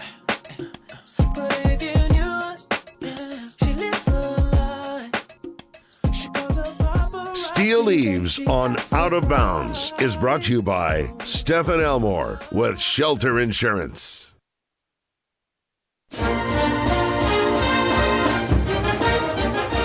All right, welcome back to Out of Bounds. Let's bring in Steel Eves, Razorback relief pitcher from Lone Oak. He joins us from Hoover, Alabama. Steel, you ready to get the SEC tournament underway? Yes, sir. Thanks for having me. You bet. All right, let's go back before we talk about the SEC tournament and talk about the Kentucky series. Lose the first game, win the next two, and that last one was a wild game. What does that say about this team? I mean, there's a couple things that could be said about that game. But I think the biggest thing that came out of that is we know we're never out of it, never out of the fight. And no matter what happens, we just got to lean on each other. And when it gets going tough, we got to have our teammates pick us up, and that's what we did. Have you ever been involved in something like that where, what was it, 12-2? You guys have a 10-run inning. They come back with a 9-run inning, tie it up. Have you ever had a game full of, like, roller coaster ride like that? I don't really think I have. I don't think I've ever been part of one that was like that major of a up and down. But yeah, it was kind of crazy. What did you sense or feel in the dugout after they tied it up? Just for the guys to come back and win like they did, and score like they did. What was the feeling? Yeah, so in the dugout, whenever all that bad stuff started happening, we had a few veterans that were in there. Tate McGuire is one that stood out to me. He was getting everybody together and making sure that, we still cheer for our teammates, and, he didn't let us get down on ourselves. And I think when the dugout is like that and supporting the guys on the field, we usually end up doing something good and getting back in the fight. But yeah, after that, we had a few people in the dugout that was making sure that we stayed in the fight, and in the end, we got it done. Steele Eves with us. Thanks to Stephen Elmore Shelter Insurance. Steele, who are the guys in the dugout? The loud guys, the guys that are keeping everyone loose or keeping everybody in the game? Well, for that game, it was really Tate. He started that game. He's in the dugout for pretty much the whole thing, and I think he pretty much carried. But there's a few other guys that get really loud. Carson Wiggins gets really loud. I like to cheer a lot. McElvain, he'll cheer a lot. Really, all the pitchers, we pretty much cheer the whole time. I mean, that's all we can do until we get sent down to the pen. Take me back to Take me back to Friday. My days are thrown off. You came off the mound. You showed a lot of emotion. You were pretty fired up after that inning. Yeah, that inning got me a little fired up because I come in. I think there's one out, and it's runners at first and second. I get a punch out, and then after that, they hit a ground ball to second, and I guess the communication between our first baseman and second baseman was a little off, and we didn't get that guy out. So now it's basically loaded 2 outs, and they have their dude at the plate, Tyler Bell, and everybody in the stands stood up and was cheering before that bat even started. So when I punched him out, I was a little excited. Yeah, it was a great moment, big moment in the game. What were because we hear about Kentucky and their antics and just how they're a little bit different and loud, and I think Phil Olson even said it's almost like a high school atmosphere in their dugout with some of their chants. What do you think of that? More of a high school feel. I'm personally not a big fan of it, but that's just how they play the game, and if you let people like that or teams like that get on a roll or get something going, it's hard to stop them. And you can see how that turned out on Saturday. But you just can't give them anything. And even like their field, their turf plays fast. They play fast. I think they kind of thrive in the chaos. But yeah, they're scrappy. Still, what was Sunday, Monday, Tuesday like for you guys? Sunday we had an off day. So we literally we didn't even go to the field. Or I think some guys did that needed to throw. But since I threw Friday, Saturday, I took the day off on Sunday. We went to the mall, went shopping. And then the next 2 days we had practice. And other than that, we just been getting rested. Make sure we're eating enough food and water. Do you get to have fun? Oh, yeah. 100%. We've been going out and doing a lot of stuff with the boys as a group, so that's always fun. I think on Sunday we went to Dave & Buster's, so that's always a good time. That's cool. Yeah, get to be a college student and enjoy it. Do you go to the stadium and watch, like yesterday? Did you check out the games? Yeah, I went to the South Carolina-Tennessee game yesterday, and then whenever. I think we left around the 6th inning, and we went 8. But yeah, the bus took us and dropped us off, and then whenever we wanted to leave, they scooped us back up and took us to eat dinner. Are you there just hanging out? And you get to get a good look at Tennessee and South Carolina. That's what I was about to ask. Are you there just hanging out, watching baseball? Or are you there kind of scouting and looking and studying things? Well, you want to, go for the experience, but you also want to pay attention to, because you're going to play the winner of whoever wins this game. And one thing that stood out to me, I even told some of the guys about it, is that Tennessee, the first inning, the starting pitcher for South Carolina threw like 9 pitches, and they literally swung at every single one. They swung at every single pitch in the first inning, and for the rest of the game, they were super aggressive early in the count. So that's something that we need to, watch out for. How do you pitch against that or counteract that aggressiveness? You just got to make pitches early on because, getting strike one, the difference in the count and like batting average with an 0-0 count versus an 0-1 count is crazy different. So you just got to make sure that, if they're swinging early on like that, they might chase a little bit. So kind of try to live around the edges instead of, being more, over the middle and asserting yourself early in the count. You're going to have to be a little bit more careful. Still Eves with us on Out of Bounds. Thanks to Stephen Elmore, Shelter Insurance. Still, we had a lot of fun watching the game yesterday in the ABS system and keeping up with it. What did you think of the ABS system? I thought it was pretty cool. It was definitely cool to watch it in person happen. But I think the first one in college career, that looked like a strike on the broadcast, but I guess it was not. It looks really good, though. I think it was Ole Miss challenge in the first inning. Yep, you're right, and they lost their challenge. Yeah, I know, but it looked good on TV, which is weird. I guess it was just the angle of the camera. When you're there in the stadium, does it seem to take? When you're there at the stadium, does it seem to take too long, or is it quick? What was your feel just watching it at the stadium? Oh, it's not too long at all. I didn't think it took very long. Yeah.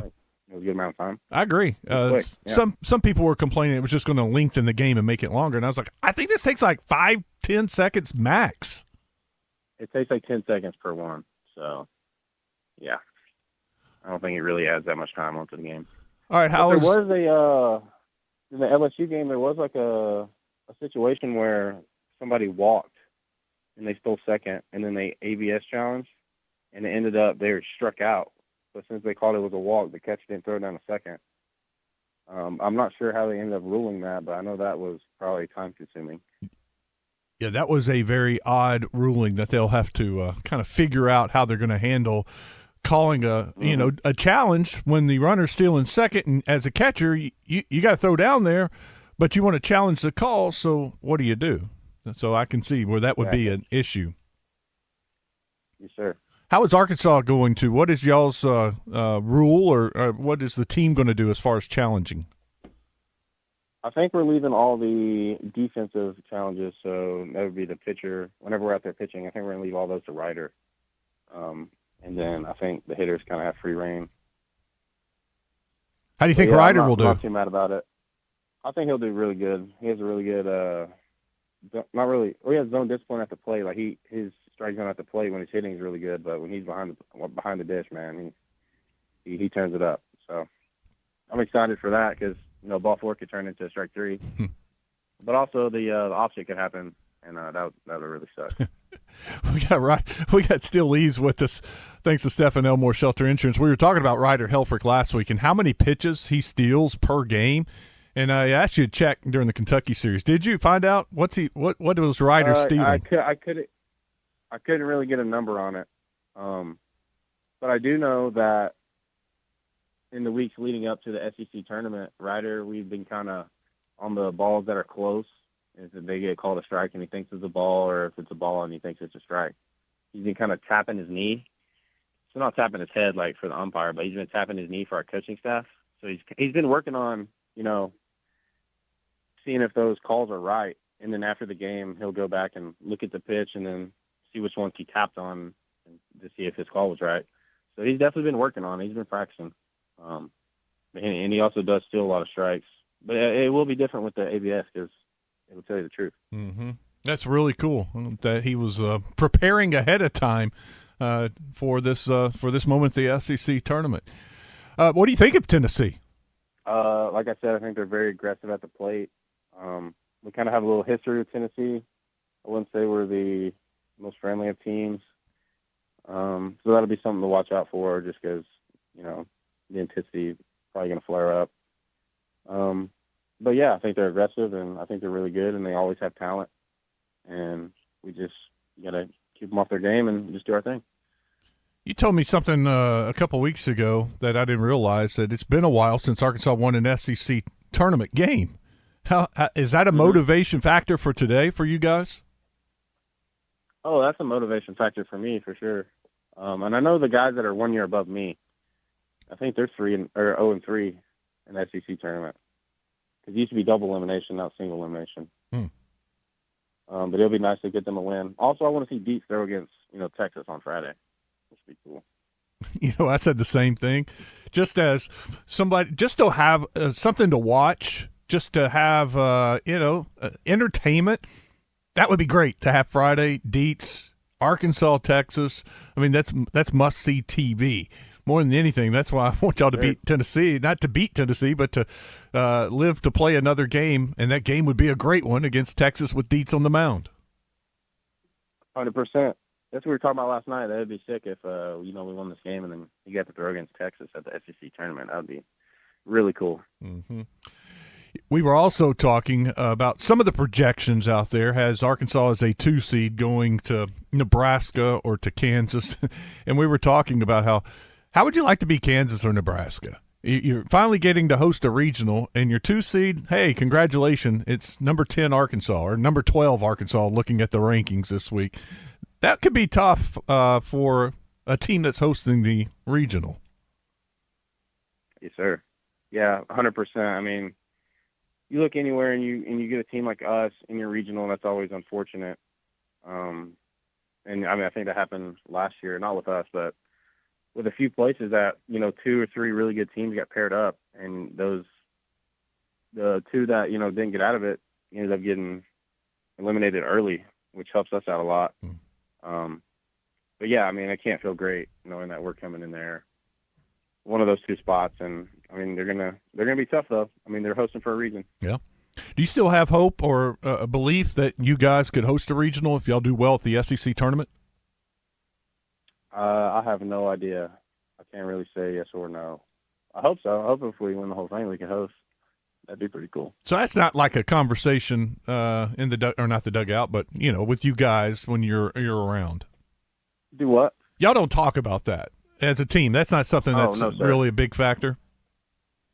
No, sir. We just want we want to win one game at a time, and at this point in the season, whatever happens, and it's not like we go and play bad and we don't get to go to a regional. We already kind of secured the regional, but there is a chance. I guess there is a chance if we end up doing really good that we could somehow shift in us host. But that's not really what we're talking about in our meeting and stuff. Cool. Well, still, best of luck tonight or this afternoon against Tennessee, and hopefully we get to see that matchup against Texas on Friday. But we will talk to you next week and start getting ready for a regional. We'll know where you guys are going or if you're hosting next week when we talk. So good luck this weekend. Yes, sir. Thank you. I appreciate it. That is Steele Eves joining us. Thanks to Stephen Elmore Shelter Insurance. We got to take a break. Stick around. We'll be right back.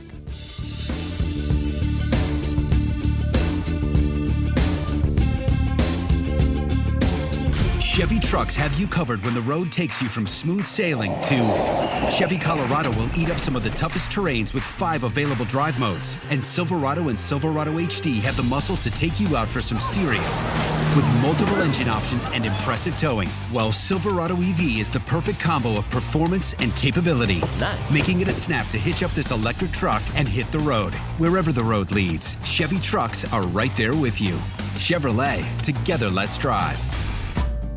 When you think CertaPro Painters, you probably think interior and exterior painting for homes and commercial properties, which we do beautifully. But did you know that we're more than just paint? CertaPro also provides expert carpentry, sheetrock repairs, deck and fence staining, and durable garage and patio concrete coatings. Whether you're refreshing your home, upgrading a commercial space, or restoring outdoor areas, we deliver professional results with the quality and service you expect. Call CertaPro Painters today or schedule your free estimate at CertaPro.com. That's Certa with a C. CertaPro Painters, that's certainty.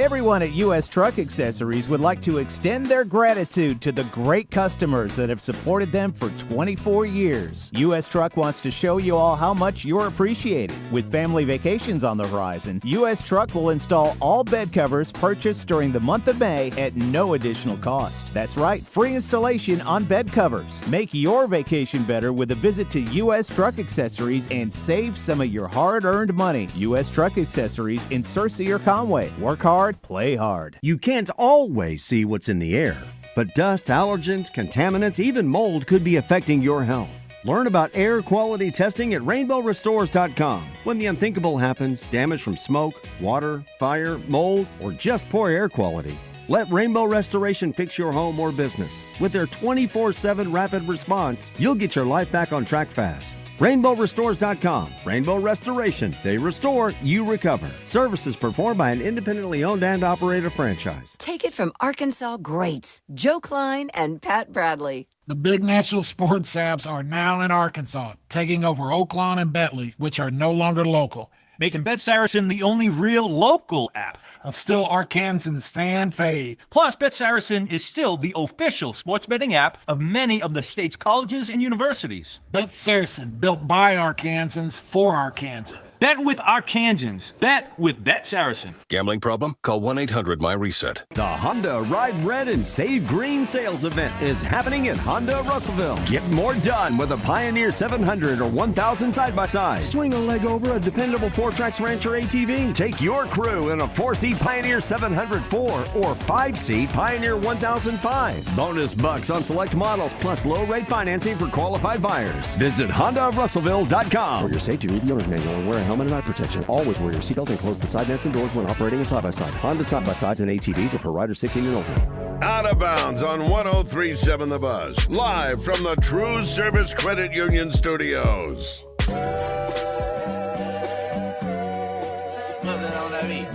Hey, monster on the beat, Bebo, any rap.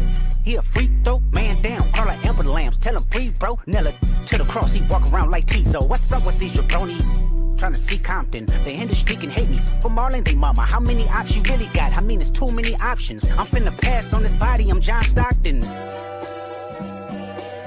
Beat your and hide the Bible if God watching. Sometimes you gotta pop out and show certified. Welcome back. It is Out of Bounds. Westmore and Joe Franklin with you live at the Pulaski County Fair today. We get to hear Cliff and Susan all the time on the Zone, and look at this. Get you on Out of Bounds today. Is this my first time? It's the first time since I've been on Out of Bounds. I don't No, know. it can't be your first time. I don't know. Now that I think of it, I mean, I always see you whenever you give us the what's coming next in the Zone, but we're happy. Yeah, Cliff's over here. He's not mic'd up, but yeah, we're over here. We're ready to rock with y'all. Tell us about the Pulaski County Fair and what people have to look forward to. Yeah, well, the Pulaski County Fair, we're in our 6th year, presented by Oaklawn Hot Springs. We want to make sure that we give credit due where credit is due. They have been a wonderful supporter of this event every year. We have 9 days. Now, we only have 5 days left because we opened last weekend. And then, of course, last night we had some rain, so we definitely had to do some closing last night. However, we are looking at good weather for this evening. There might be some spotty rain here and there, but I think it's going to turn out okay. But we're open Wednesday through Sunday. Our final day will be on Sunday of Memorial Day weekend. We open tonight at 5 o'clock. But what can they expect? The petting zoo with camel and pony rides. We've got a new sloth. There's a new animal, but we've got a bigger area for the petting zoo this year. We've got food vendors. Of course, when we polled everyone, we asked what is their favorite thing about the fair, and food by far outweighed everyone else. So food is the big one. Of course, you might be able to smell it right here out the gates. We've got adult and kid rides. We have a new ride that's a big spinny bullet looking thing. I don't know the name of it, but it's looks thrilling. I don't get on the spinning rides. I don't do well on them, but they're fun. My favorite's the Ferris wheel right here in that front gates off of Willow Springs, right in front of Dickie Stevens Park. You can enter the gates, and it's down here on the north side of the river. We've got the beer garden with live music this weekend, live music on Friday, Saturday, Sunday. I don't think I missed anything. We've got vendors, food vendors, craft vendors. Lots of fun here.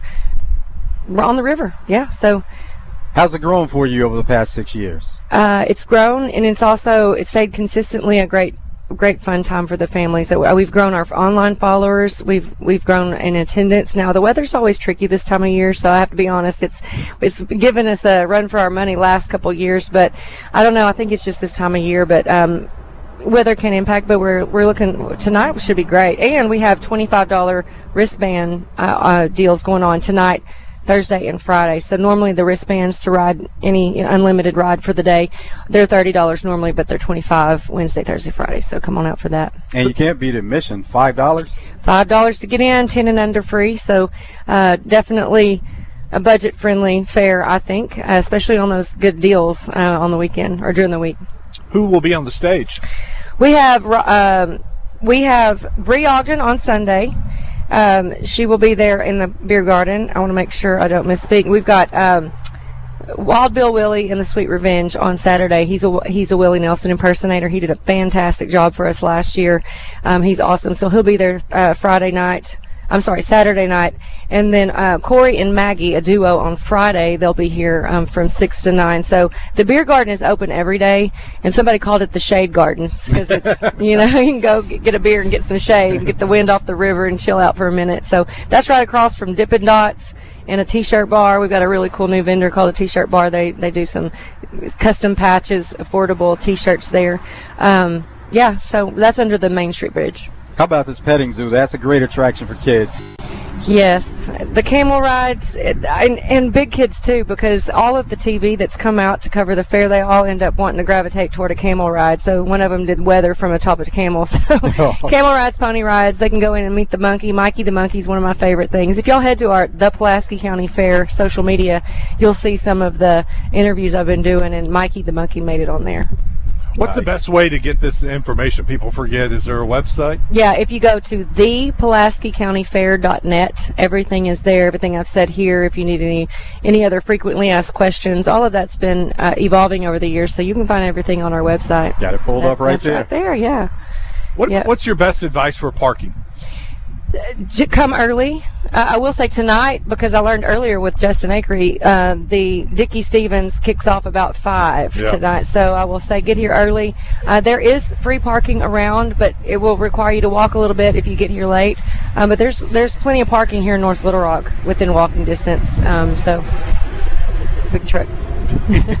There's not like a main lot or anything that you would suggest. There is not. It's just parking on the street. Yeah, that's like when you come to a Simmons Bank Arena show, you got to find the free parking around here. Yeah, but that's a good thing about North Little Rock. There's a lot of parking and easy to free parking and easy to walk a couple blocks and you're here. Yes. This is the 6th year for it to be back. Mm-hmm. Has it gone and gotten better every single year like they had hoped and thought that this would evolve into? Yes, and we've grown over the years. Like I said about the weather, sometimes we have 2 or 3 days closing, so that does affect attendance. However, we have seen growth and just overall excitement from the city of North Little Rock. Explore North Little Rock has been a big supporter and partner in this. Arkansas Municipal Equipment has brought the petting zoo back to us twice this year. So we've grown in our sponsorships and partnerships in the city, and I think the city, as well as just the local community, loves a good, clean, safe fair over here on the river. And so it's been very well received, and I don't see us going anywhere. It's interesting that we've had only 6 years of a Pulaski County Fair. Every county, you'd think, has their own county fair in the state of Arkansas, but not until 6 years ago did we actually have one for Pulaski County, and Pulaski County is the most populous county in the state of Arkansas. So I think it was a void that was needed, and we were ready to continue that tradition. Open at 5 o'clock during the week, and then on the weekends you open at noon. We do open at noon on Saturday and Sunday. In our deal on Sunday, we do have a special for military personnel, and their families can get that $25 wristband on Sunday as a military appreciation day. What are you going to do Sunday? What are we going to do Sunday? We're going to hopefully have good weather. Sunday night. Sunday night? Yeah. Probably head home and get some rest. Celebrate a little bit? Yeah. It's always, I love my favorite. People always say, what's your favorite part? The true answer to that is watching. Well, we work year round on this, and to see people come. Sometimes I'm driving on my little golf cart by the river and I'm feeling the wind off the river, and it's just a beautiful space. And then I'll look over and see families on our little kids on rides, and I see them lighting up and making these memories that they'll have for a lifetime. And that's my favorite part, is watching people enjoy the fair. We had this come up, and we did the best to answer it, but fall is known as fair season. Yeah. County Fair. Why do y'all do spring? Well, I think there was a bit of a void left when Riverfest, during that area, so it felt like a good spot to put a fair and a big event. And I think because the state fair is in the fall, given some separation, so we've got a fair in the spring, we've got a fair in the fall. Don't need any confusion. No confusion, and just, programming, it makes sense for I think this is a good weekend. I will say the weather always keeps us on a nail biter, but that's Arkansas, right? I don't even know if you could have any time in Arkansas that you're not going to worry a little bit about weather. No, it makes perfect sense. That's kind of what we said, too. Yeah. There's a void. Why not fill the void? Mm-hmm. You're not competing with other fairs, and right. You have your own weekend. I think and school's out, like Joe said. And I think people do get a little confused about it's county fair. What it's spring, but for us, I think the media loves it too because they're like, let's go out and it's something new. It's not something that you're seeing a lot around us in the springtime. So. Susan, thank you. Thank Good luck you. this weekend. Thank you. Y'all go give us a follow on Facebook and stay tuned to all of our announcements. If there is weather coming up, we'll announce it out there. Eat my catfish. And we've got crawfish at all locations. Get your boil fix today with any of our boiling buckets of crawfish, crab legs, and shrimp. Come see us or order online at eatmycatfish.com. Hey folks, this is Mitch Ward, proudly serving the great state of Arkansas with Red River Auto Group for over 20 years. We started as Arkansas's #1 Ram Dodge Chrysler Jeep dealer, but we've also got Ford and Toyota. And I like to think we've got the largest discounts than anybody in the state. But folks, really, if you bring us any reasonable deal right now, we're going to try to put something together. If that means us giving a little too much for your trade or selling ours or just a little too cheap or fighting for the best rate, we're going to make it happen. Check us out at redriverauto.com. Hey, I'm Pick. And I'm Paul. My partner here is making his first do-it-yourself fix-your-own-car video. How do I look? Like you need a shave. I'm serious. Go! Hey, this Friday through Monday during Dollar Days at Pick and Pull, every part you pick and pull from the yard is 50% off. You're such a DIYer and social influencer. From doors to fenders, every part is half off. Yeah. Seats are just $15. Doors are $25. Floor mats are just $1. Are you posing? Yeah, influencers pose. This Friday through Monday, fix your car yourself and save 50% off any part during Dollar Days at Pick and Pull. The best seats to the game don't always require tickets. Sometimes all you need is a pair of earphones. And 103.7 The Buzz. KABZ Little Rock.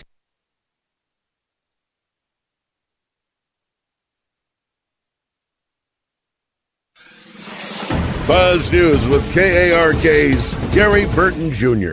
Students in the Pulaski County Special School District won't have to worry about meals over the summer. PCSSD officials announced they are providing free breakfast and lunch for kids under 18. Starting June 4th, the district will be giving away meals from 7 a.m. to 10 a.m. or until supplies last. The distributions will be at Mills University Studies High School and Cato Elementary School. Your child does not have to attend a school in the district to get a meal. The last day is July 30th. In Easter Seals, Arkansas, a program that helps young adults with disabilities get necessary job experience, they're celebrating its 2026 ACE graduates. Program leaders say the work with students doesn't end at graduation. They help them connect with employers and long-term job opportunities. Congratulations to the class of 2026. For the Buzz Radio Network, I'm KARK's Gary Burton Jr. Get in the conversation with Life and Feedback at 1037thebuzz.com. Presented on Out of Bounds by Arkansas Best Chevy Dealers. Chevy Colorado eats up the road with 5 available gears, and Silverado has the muscle to tow. Life and Feedback from Arkansas Best Chevy Dealers. Chevrolet. Together, let's drive. Weather from the Fletcher Weather Center with KARK's Pat Walker. Small rain chance today. 20% chance of a shower, mostly cloudy at a high of 79. Still a 20% chance of a rain shower tonight, down to 64. Tomorrow, up to 77 degrees, mostly cloudy and a 20% chance of a shower. But then the rain chance will go up Thursday night and into Friday. With the Buzz Radio Network, I'm meteorologist Pat Walker. Fletcher Dodge wants to buy your car. We'll buy any make or model, and we'll pay you more than anyone else. Please turn your old car into cash at Fletcher Dodge in Sherwood. Tune in each week to Out of Bounds to hear from Lone Oak Steel Eaves. Omaha is the goal, and we're looking for a great season. Steel Eaves is brought to you by Stephen Elmore with Shelter Insurance. For auto, home, life, or business insurance, see Shelter Agent Stephen Elmore or give him a call at 501-537-0959. It's the perfect day. You're just driving along, listening to your favorite music, the windows down. There's a cool breeze. Life is good. But wait, hold on a second. You're not wearing a seatbelt? You'd better put that on before that... Uh-oh, too late. Cops everywhere are stepping up enforcement, so you'd better buckle up or you will get caught. Sorry to ruin your day. Click it or ticket. A message from the Arkansas State Police Highway Safety Office. This is Trey Schapp. Tune in each Friday morning at 5:30 right here on The Buzz as I bring you From the Shortgrass, presented by UAMS Health, Orthopedics, and Sports Medicine. If you like to hear interesting stories about the game of golf, this is for you. You can also find it wherever you get your podcasts. At Bale Chevrolet, we believe you can learn a lot standing on a car lot for over 100 years. People don't want a sales pitch. They want somebody to shoot them straight. That's what we try to do every day with a team who knows how to listen. We've got new Chevys and pre-owned vehicles coming in every day. We work hard to have exactly what you've been looking for at the price you need. Save now, on the lot or online, on Chenal Parkway, or shop at BaleChevrolet.com. Together, let's drive. Hey, it's Rick Steele. Let's clear something up real quick. There's this big myth out there that if your knees, hips, or shoulders hurt bad enough, surgery is your only option. And a lot of people just accept that. But here's the truth. Surgery is not the only path to joint pain relief. QC Kinetics specializes in treatments that help your body revitalize damaged joint tissue naturally, meaning no surgery, no pain pills, no downtime. And check this out. Not only are they the nation's leader in regenerative therapy, they're also right here in Central Arkansas. They've helped thousands of people already, and it all started with a free consultation. You come in, talk about the pain you're dealing with and what you've tried before, and they'll explain what's going on inside your joints and walk you through your options. No pressure, no obligation. So before you assume surgery is the answer, get the facts with a free consultation with QC Kinetics. Call 501-441-4589. Appointments are filling up fast. Call 501-441-4589. Oaklawn is here for when you want the ultimate escape, all in one place. Check into the luxury hotel. Escape to Astral Spa, the only Forbes 4-star rated spa in Arkansas. Indulge at award-winning restaurants like the Bugler or the Oak Room and Bar, all before having the time of your life at the 24/7 smoke-free casino, where the energy goes all night. Here, excitement and luxury meet under one roof. Oaklawn Hot Springs. Join the fun. Gambling problem? Call 1-800-GAMBLER. Down south, a handshake means something, and we let our actions do the talking. The Brad Hendricks Law Firm is rooted in Southern tradition and grit. Southern-born and raised and Arkansas-based, Brad Hendricks is named a Mid-South super lawyer year after year. So for car and big truck wrecks, medical malpractice, wrongful death, bankruptcy, and Social Security claims, his law firm produces results. The Brad Hendricks Law Firm. Southern roots, serious results.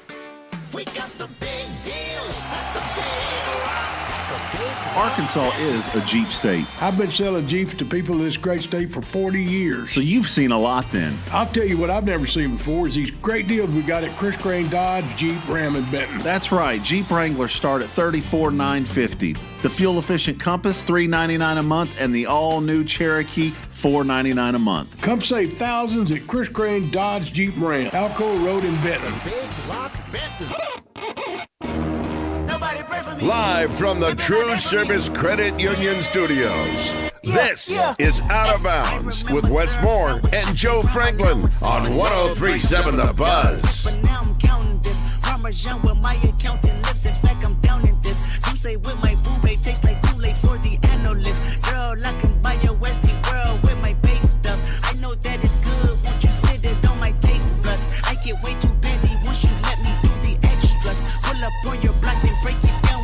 Hour number 3, Out of Bounds live at the Pulaski County Fair. More details on the fair coming up here in a bit. During the break, I was checking on the golf teams, Arkansas and Arkansas State, and both are just trudging away. It looks like a really good chance to move on for Arkansas. They're 5 shots above the cut line in 3rd place. They are wrapping things up right now. And Arkansas State holding on. They're in 4th place, 2 shots above the cut line. They have 1 golfer left on the course, and if he can just make a par or even a bogey, I think they'll be okay. But looks like both may move on to the national championships. Pretty cool. Oh, that is. All right, we got Arkansas getting ready to take on Tennessee. 4:30 today is their scheduled first pitch. That means Phil and Bubba will be on here at 4 o'clock. And let's talk a little bit about the SEC tournament. Kevin Bohannon from hogsports.com is joining us. K-Bo, welcome in. How are you? Doing great, guys. It's a weekend full of baseball, so I'm excited. No doubt. I was just checking. Bottom of the 7th now. Florida leads Vanderbilt 5-3. So that game's moving on. So we should hopefully have a start time at 4:30 for Arkansas today. Yeah, how do you feel about Tate McGuire? How do you feel about him getting the start? I think it's going to be a good start. I figured it would be him or Colin Fisher. And I know Colin Fisher was the guy that had been blowing up lately and not allowing too many batters to get out, so to speak. So Tate working on a short rest. He threw what equates to about 3 innings the other day. I think it's the right move for the Razorbacks. I expect, though, no matter who starts, it's going to be a lot of bullpen, a lot of relievers. They're fresh. We just heard from Steele Leaves. They're ready to go after, Sunday, Monday, Tuesday off. So bullpens are, good for however many innings you need today. Yeah, I was listening to the Steele interview, and he's the same kid he was back as a sophomore in high school. That's the fun thing about Steele Leaves is, it doesn't matter. He wants to go out there and, they haven't won a whole lot in the SEC tournament lately, so he wants to go out there and win for the guys in front of him that have been there for 3 years and go out there and do it. So sounds like they got the right mindset. And as you've seen so far, guys, it really doesn't matter what's going on. The teams that won on the first day, Tennessee's the only one that's a lock to go to a regional. So Missouri jumped up and won the first game. Kentucky, they're on the outside looking in right now, and if Vandy doesn't come back and win, they're not going to make a regional. How do you feel about this matchup, Arkansas and Tennessee? Honestly, I think it's 50-50. I think it's a split. This is a good Tennessee lineup. They've got 111 home runs. They hit 2 yesterday in that win. So, their offense worries me. If I'm being very objective, and I usually like to think of myself as I am objective, Arkansas is going to have to play clean defense. That's the first thing. Limit the walks, keep them off the base paths, and not committing errors, because if you do that, Tennessee will beat you. This is not the same Tennessee team from the last couple of years. They still do have really good bats, and they still have some pretty good arms that are going to be coming out of the bullpen, throwing 95, 96. They're throwing their Saturday starter in Evan Blanco. They're not throwing Tegan Kuhn. That's a positive thing. He's going to throw tomorrow if they win, but I think it's a toss-up right now. What do you think of them throwing Blanco on 5 days rest? I think it'll be kind of the same situation. He'll go out there and throw. This was the smart thing to get him some work while they're down there. And if you look at, guys that are in pro ball, they're pitching on 5-6 days rest. They need to get their bodies starting to get acclimated to it, because a lot of these guys are going to be doing that soon enough. All right, I love what Steele had to say about winning tonight. Not only because of little friction between Tennessee, they want to see, which I thought was really cool. They want to see Hunter Dietz pitch against Texas. Yeah, and I do too now. And I'm like, man, that would be so much fun. Go get that win tonight, so we have that matchup Friday.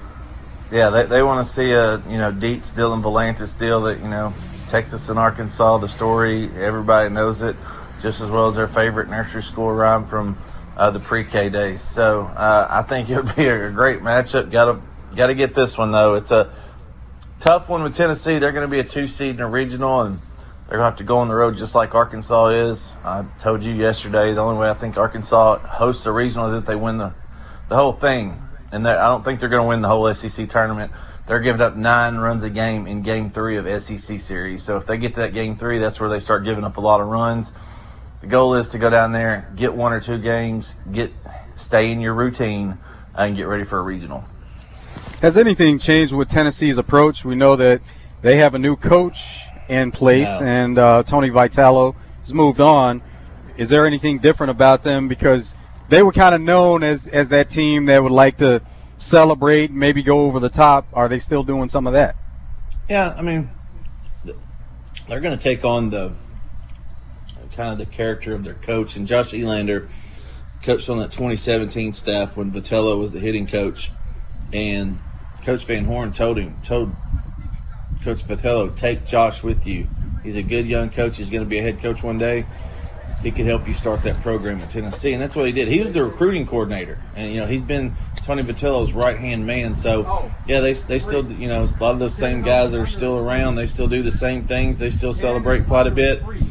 I don't think they're maybe as over the top. Go get them. Maybe as over the top, but they still do some things similar. We're safe. We're good. Yep, good. We're being protected by the finest here in North Little Rock.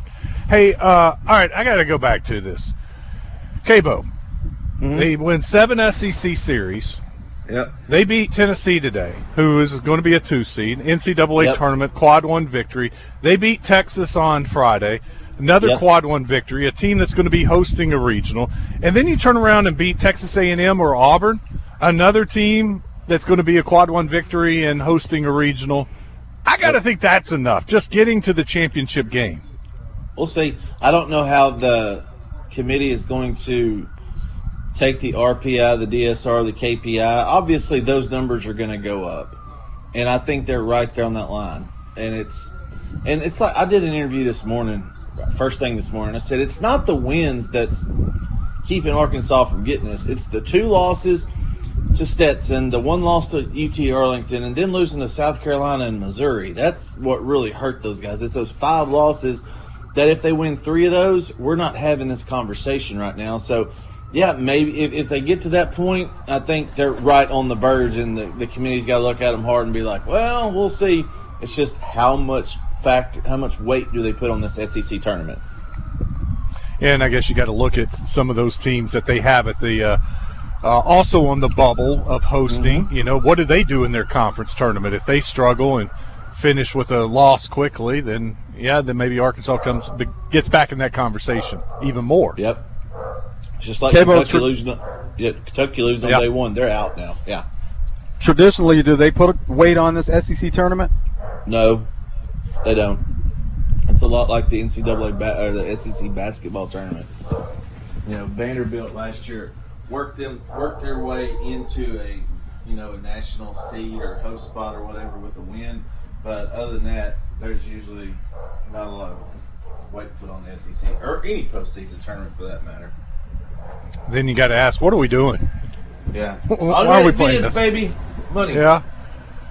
All right, let's get down to Hot Springs. Let's talk about the high school baseball state championships. Give me a rundown of what we're watching for and what we're about to see. All right, let's start with Class 1A. I love the 1A. Hey, Cabo, fix your mic, though, first. We can't hear you. That better? No.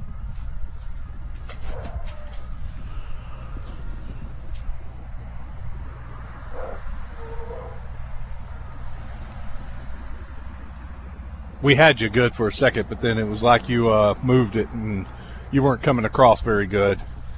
We had a big echo. How about now? Perfect. Yeah, better. A lot better. Okay, good. Okay, so starting in 1A, you got Taylor and Mount Ida. Taylor going for their 5th straight state championship. They played Mount Ida in the 2023 final. This is Mount Ida's 2nd state championship in school history. They're looking to get their first title. Class 2A, Woodlawn and Palestine Wheatley, another rematch from 2023. Really excited to see Palestine Wheatley, Andrew Knowlton, 354 strikeouts in his career. Going to Class 3A, Ashdown. They were 0 for 5 before winning a state championship last year. They're back in the state championship game as a 4 seed. They're taking on Haskell Harmony Grove.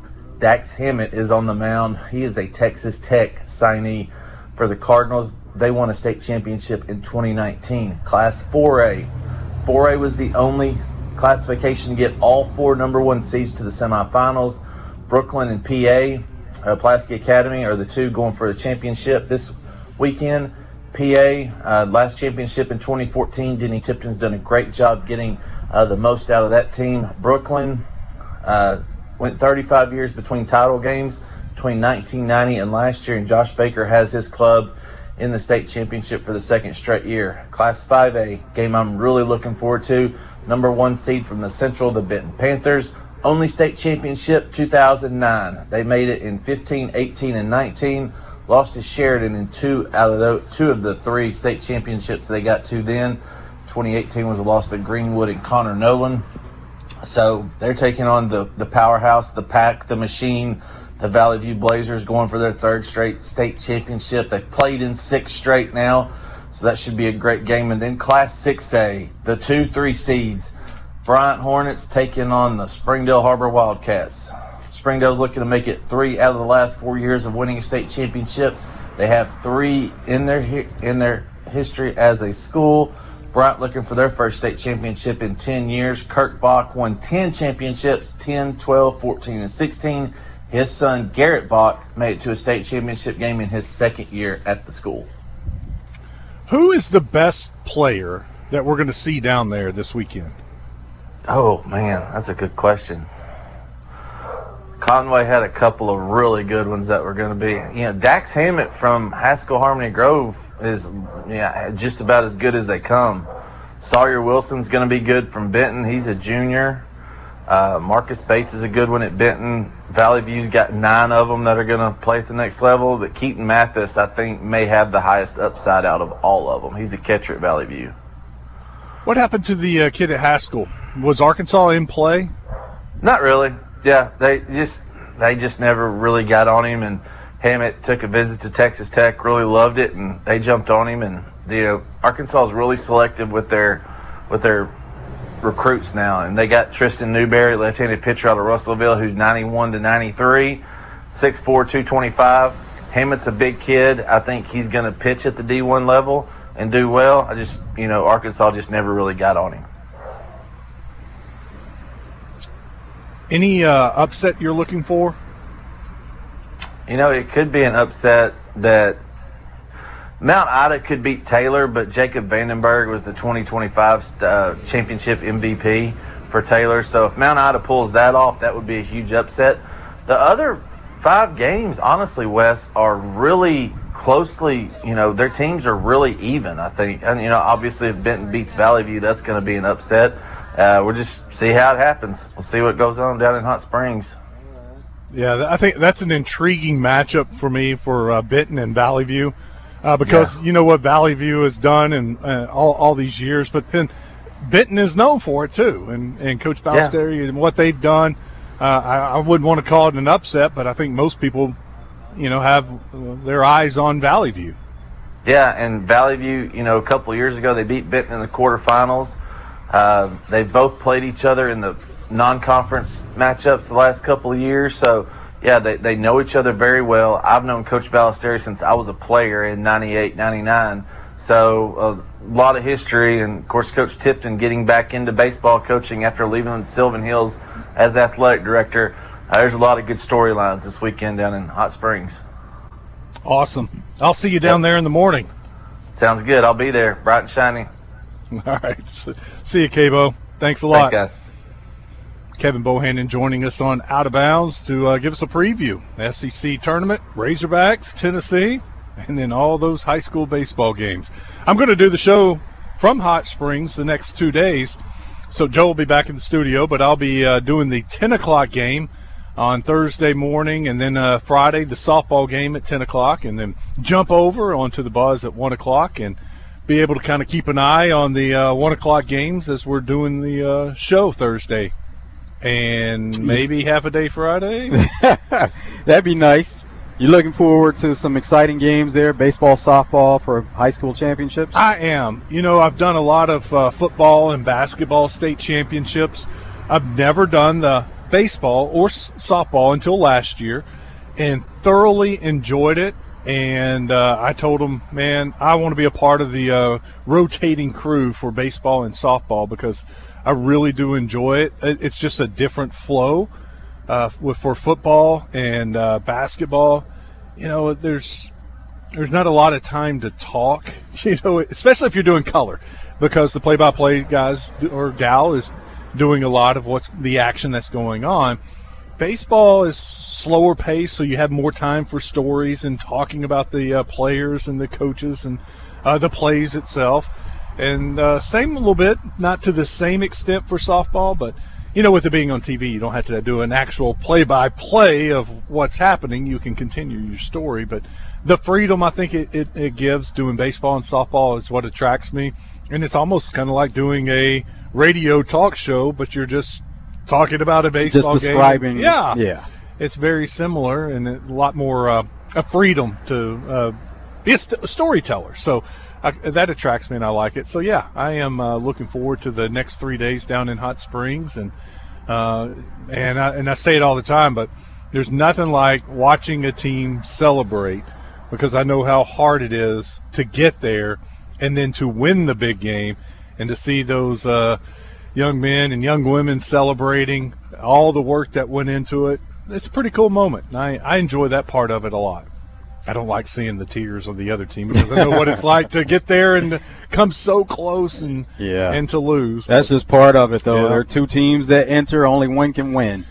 Yeah, but no, it's a great achievement for all the teams that'll be there, baseball, softball, soccer. I mean, just to make it to the state championship game, that's a great achievement, something to hang your hat on. We'll take a break. When we come back, we'll have more about the Pulaski County Fair here in North Little Rock. We'll hit the Middleton Heat and Air text line. We can all – oh, I didn't see Savage. Savage is holding. Hey, Savage, what's up? Sorry about that. What's going on, Wes? Oh, you're good. I'm trying to ask K-ball question, but guys, do you think when the committee's picking these last couple teams to host, do they keep the venue, like the attendance with Bob Walker always sells out? Does that come into play on any of these decisions? They pay attention to it for sure. Yeah. It factors in. How could it not? We all know it's all about money these days. And when you're – if it's that close between teams 14, 15, 16, 17, and you have to weigh all options, and that's why I think these teams are so close. It will matter if Arkansas beats Tennessee, Texas, Texas A&M, or Auburn, and you look at what they've done down the stretch.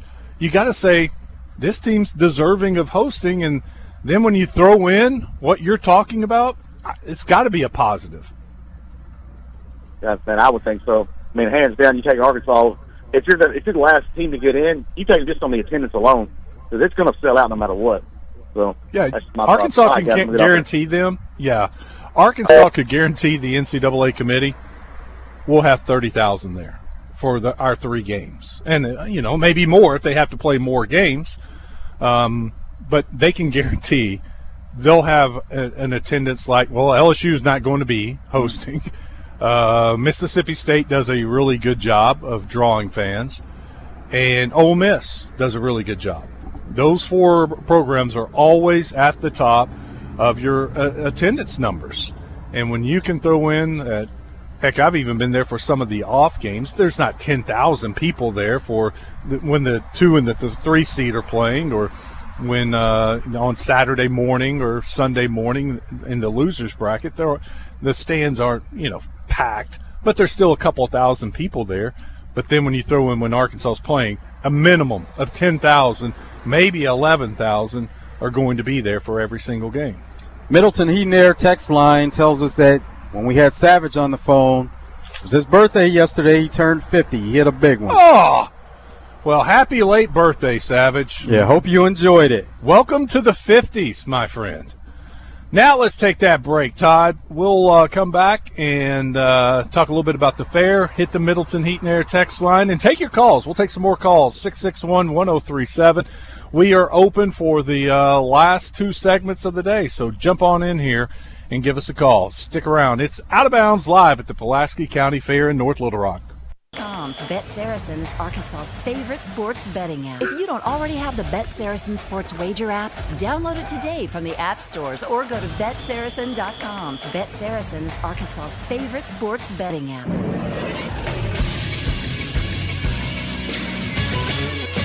This is SportsCenter The Arkansas Travelers home game got postponed last night due to weather, so they'll play 2 tonight. The first game will start at 5:05, and the second game will follow shortly after. Coverage for the games can be heard on 106.7 Buzz 2. Day 2 of the SEC tournament gets underway at 9:30 today, as Mississippi State will take on Missouri. Following that game will be Florida facing Vanderbilt. Then in the afternoon slate, Arkansas will be taking on Tennessee at 4:30 as the Volunteers beat the Gamecocks 11-6 last night. Tate McGuire will be on the mound for the Hogs. Coverage for that game can be heard on the Buzz. TV coverage will be on the SEC Network. And in the final game of the day, following the conclusion of the Arkansas game, Auburn will take on LSU. I'm Christian Weaver with the Buzz Radio Network.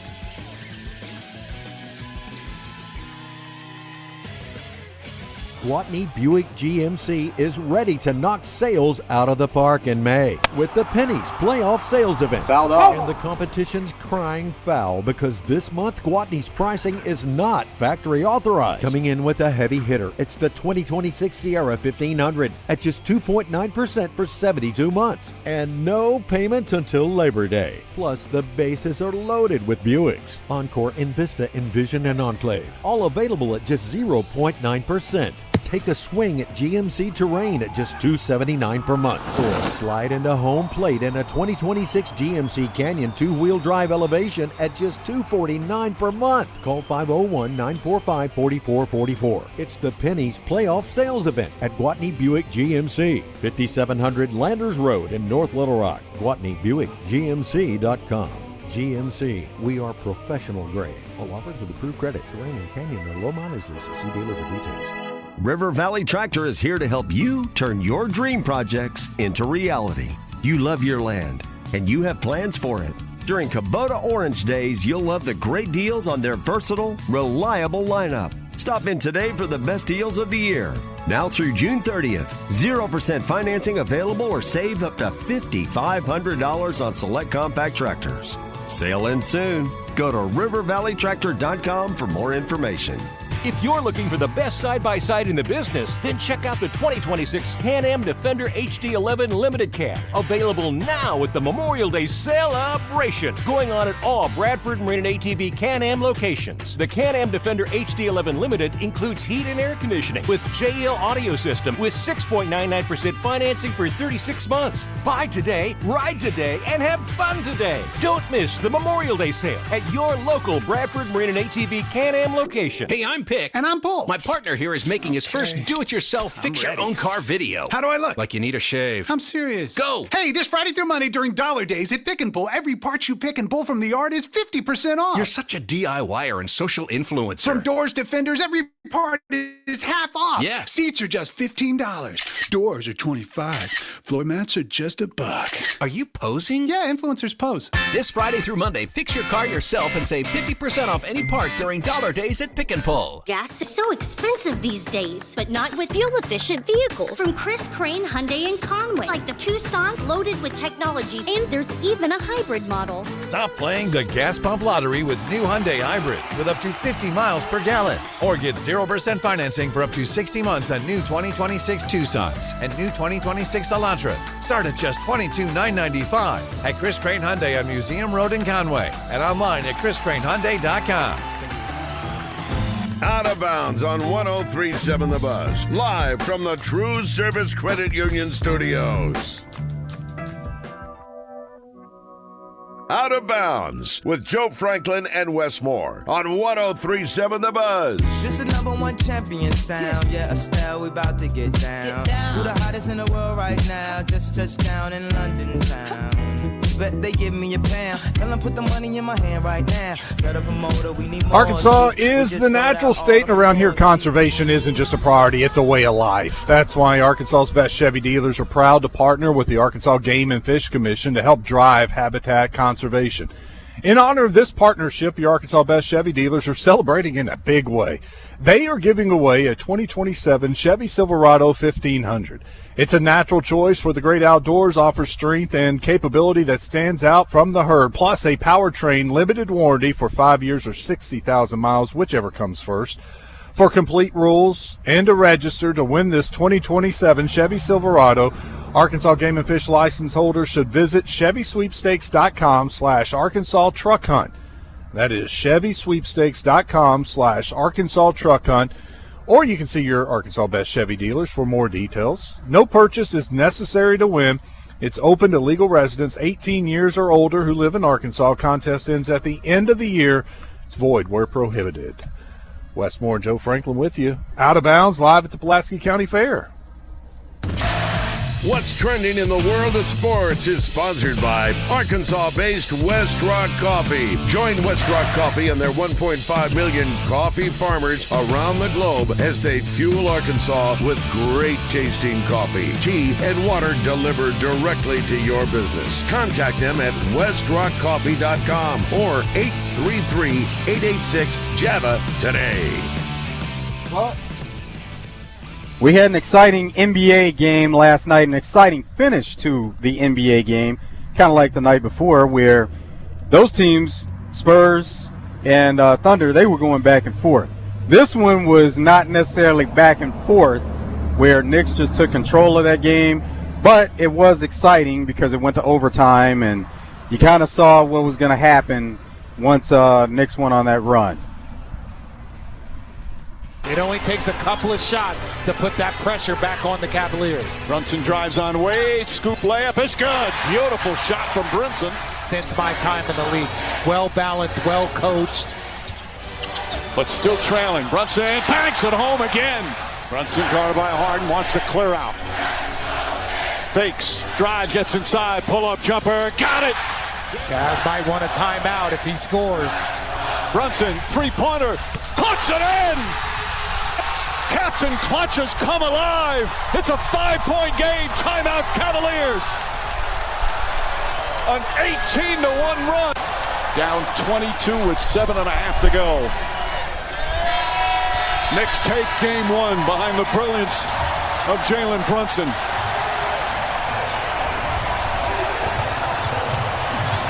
Over the last 12 minutes, final 7 minutes of regulation and the 5 minutes of overtime, Knicks outscore the Cavs 44-11. Now the thought from outside is that's a series killer. That's a game that a team let get away from them, and the thought from the outside is that deflates that team. Series is over, but we know that that's just one game. That's what Donovan Mitchell has said. He said that that's their approach. Now they have to put all their focus into game two and trying to win game two. They can't let what happened in game one affect them for the rest of the series. And so we'll see how it plays out. It could be a case of we know they let one get away, and that could be their undoing for the series, but Cavs have to take the approach of one game at a time, and it's only been one game. Somehow have to flush that, but that's going to, good luck. Right. All right, and we got, it's not surprising once again because we have news of NBA coaches being let go at various times, whether it's beginning of the season, during the season, after the season, teams that make it to postseason. But here's the moment that inside the NBA crew found out that Jason Kidd had been let go. It's you. Oh, my goodness. There you go. What, you need a towel for that? No, Jason Kidd just got fired. Oh, wow. Well, here you go. Man, that's a shocker there. Yes, it is. Breaking news. Breaking news. Just came on my phone. Yeah. And here's a little extended reaction from inside the NBA crew on Jason Kidd. The news out of Dallas, Jason Kidd out as the head coach of the Dallas Mavericks, and this is not long after he signed a contract extension. But Masai Ujiri, now the man in charge there, says it's time to go in a new direction. How surprised are you, Chuck? I'm kind of surprised, but I see $40 million. I want to go that direction. Jason is a heck of a coach. I think Masai, you know how much respect we have for him, Ernie. I think he's just amazing. But I think he probably got somebody in mind. You don't fire Jason Kidd unless you have somebody you want in mind. And I have great respect for Jason and Masai. But you know what? When you get a new job, you get to hire the people you want to hire. But Jason, I don't think there's any jobs open. He's probably out until next year. He did a heck of a job down in Dallas, but I understand Masai. He wants to get his own people around him, and good luck to them because they got that young boy Flag who's the real deal. Kyrie comes back next year, and that's a good job. Yeah, I was going to say, whoever they pick, hopefully the new coach could take them to that next level. Like Jason Kidd had a hell of a run in Dallas, but Messiah's in charge now, so like Chuck said, he's probably going to bring in his own people. But I wouldn't mind seeing Jason Kidd for that Orlando job. I think we talk about Dallas. Jason Kidd, he created an element of culture of winning, an expectation of winning. So he did his job. But obviously when they fired Nico Harrison, and then all of a sudden now you bring in Masai, this is the last leg of that era. This is the new Mavs coming in now, and Jason Kidd doesn't have to worry about it. One, he has $40 million left, and two, he can get a job. So I guess they said, okay, we're going to just usher out all of that era, and now we're going to start again. Shaq, I agree with you. Orlando hasn't hired a coach yet, have they? No. But Jamal Mosley got hired by New Orleans. By New Orleans. Well, there you go. Not sure about that one. Well, it's fast. Stay tuned. It's fast. And with the talk of ending an era, it's Mark Cuban as Dallas ownership there. Kyrie is the last piece that's connected to the Mark Cuban ownership era. And Masai Ujiri already said that they want Kyrie moving forward because they want to see what Kyrie and Cooper Flag look like together on the court. But you already know that there's interest around the league from other teams, other organizations, and they're going to be paying attention to Kyrie Irving and trying to see if they could possibly entice Mavs to move on from him. And Kyrie could be a piece that other teams would like to have in their building. When I saw the news yesterday when it broke, that was the first thing I thought. New GM, new coach. I was a little surprised because of Jason Kidd and the success that he's had in Dallas and being such a big part of that franchise, but immediately thought new GM, he wants to go out and get his own guy. Who do you think that guy is? They were speculating that he already has a guy. Is there somebody he's worked with in the past that's available that is a no-brainer? No. Nobody comes to mind right away because the guy who, I'll tell you what came to mind right away, and it can't be, but the guy who is most recently out of a job that has a lot of NBA experience and was thought of to be one of the top coaches NBA-wise, but his legacy has kind of taken a hit here in recent years, would be Doc Rivers. And there's no way that they're going to go and get Doc Rivers at this point. No.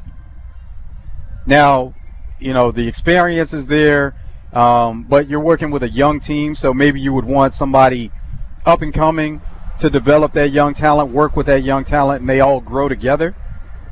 That would be something you would think would be likely, but no, nobody right away comes to mind. Billy Donovan ever worked with him? Not that I know of. And with Billy Donovan, the talk with him was he wasn't going to be coaching, but he could still be in that Bulls organization as in front office. And we've seen a move like that with Brad Stevens, Celtics. So, nobody comes to mind right away. But now all they're saying is Jason Kidd is that caliber of coach that you just don't wipe the slate clean with him and have all that money on the table that you have to pay out to him without already having something in place or having somebody that you feel good about. Okay, we can bring this guy in.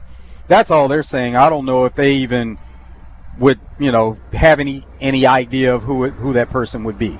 But they're just saying you don't make a move like that without having something ready to go. Think about going to the owners and saying, hey, I want to fire this guy. I know you're going to have to pay him $40 million, but here's what I got.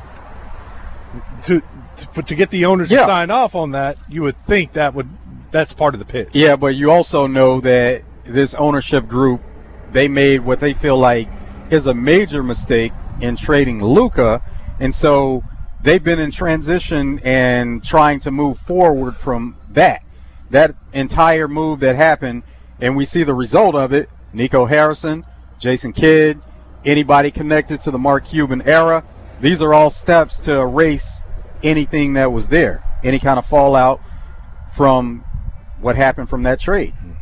So that could be an easier sell for the ownership group, because they admitted that they felt like they made a mistake in that. So now they're like, all right, well, let's just move on. Move forward and get rid of everybody connected there except for Kyrie. We feel good about Kyrie. He's somebody that can show Cooper Flagg, a young player who is the future for this organization, but Kyrie can be somebody who shows him the way.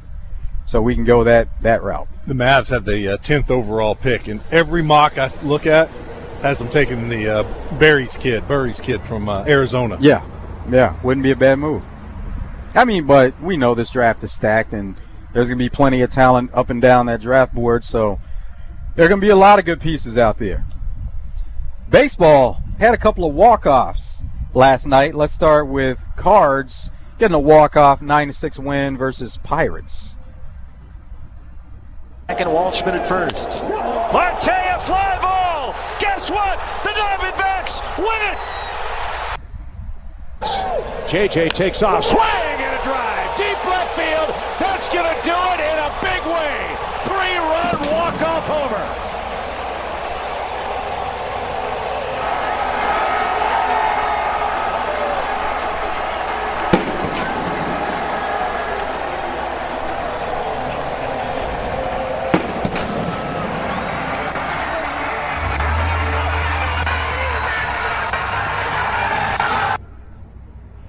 That was Diamondbacks and Giants. So let's hear Cards walk off.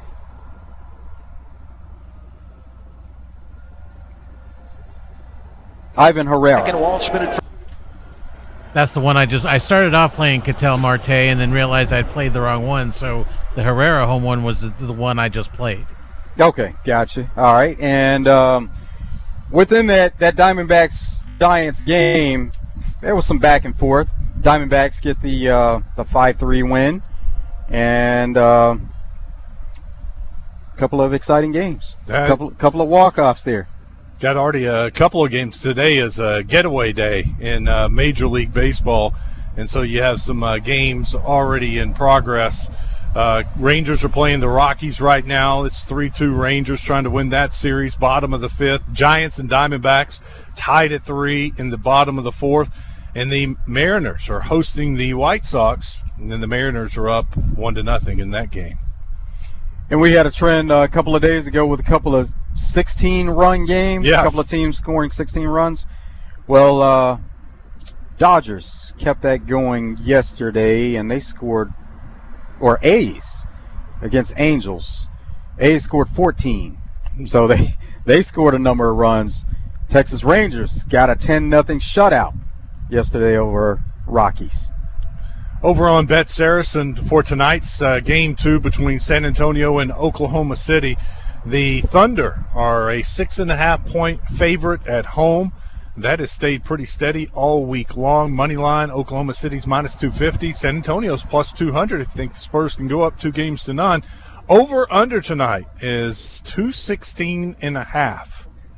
Tomorrow night, Knicks are favored by 5.5 over Cleveland. It was 6.5 for Game 1, so that line after that close overtime game is 5.5 on Bet Saracen. Bet Saracen has Arkansas favored.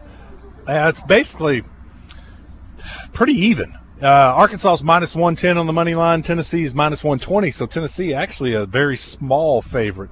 You can take Arkansas on the run line plus a 1.5.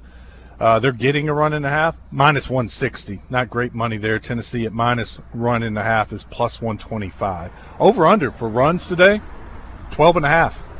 We have seen a lot of scoring. One of our listeners hit me up on Twitter last night. He was like, "Man, I should have hit the overs on every game this in the SEC tournament. They've all been scoring fast." It wasn't until the very last game between LSU and who was the late game last night. It was 6-2, so that one went under. But the other three yesterday went over. And let me check. Florida is leading Vanderbilt 8-3 right now. That game, I did not see the over/under. It's got to be close. It's usually 10.5 or 11.5. Right now, 11 total runs.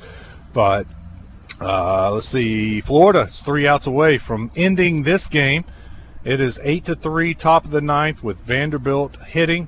Earlier today, the only other game, that one went over. Mississippi State beat Missouri 12-2, 14 total runs scored in that game. So, yeah, we have seen a lot of scoring at the SEC tournament so far, and if you think it's going to continue with Arkansas and Tennessee, 12.5 on Bet Saracen is your over-under. You know what's also interesting on Bet Saracen is every team around the state has a big line like that. Yeah. UCA and Florida Gulf Coast over-under is 12.5. UAPB Bethune-Cookman is 13.5. And then Little Rock, Southern Indiana, is 10.5. So all teams around the state have those big lines for over-under in baseball. I think Little Rock's got their one of their best pitchers going tonight. That's why you see it a little bit lower at 10.5. And Little Rock is favored over Southern Indiana, by the way, minus 240. They see UCA's the underdog, and of course UAPB is. Bethune-Cookman was the number one seed, and they have a good team. Like, they won some midweek games against SEC teams. And you can see a difference in the run line because a typical run line is minus 1.5. For that game, Bethune-Cookman is minus 3.5. Big favorite in this one, minus 850. If UAPB to pull off the upset, you're getting 5-1 odds, plus 500. Get them on the money line. Let's go, Coach Stout. Get them going. That'd be a nice upset right there. By the way, while we're talking baseball, Arkansas starting lineup is out. We are 12 minutes away from Phil and Bubba taking over. Pretty common lineup, except you got Stewart moved up to cleanup, and Pompey is hitting right behind him in the 5 spot. There have been a lot of times this year they were hitting 8 and 9. They have been so hot. Coach Van Horn's moved them up to 4 and 5 in the lineup. Souza 6th, Aloy 7th, Micah New 8th, and Reese Robinette is back in the lineup playing first base, hitting 9th. I think that's one of those things where Coach is tired of seeing some mistakes being made at first base, either an error or just plays not being made that should be made, and he's going with the defense of Reese Robinette and sacrificing a little hitting right there in that 9 spot. Seems like a good plan. We'll see. And we know you change things up at this time, see if it works, and then maybe you found something you can use moving forward. We'll take a break. We'll come back and wrap it up. Final segment from the Pulaski County Fair. Stick around. It's Out of Bounds.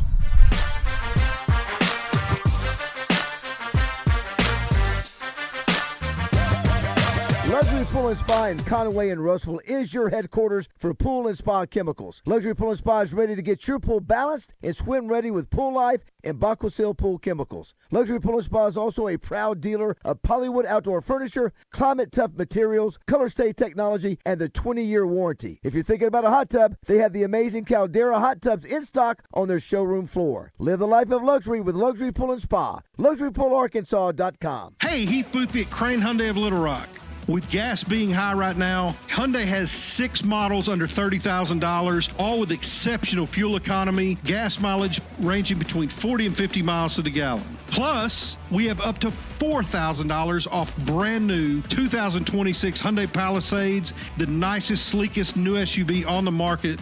Come see me and my team at Crane Hyundai of Little Rock. Visit us online at cranehyundaioflittlerock.com.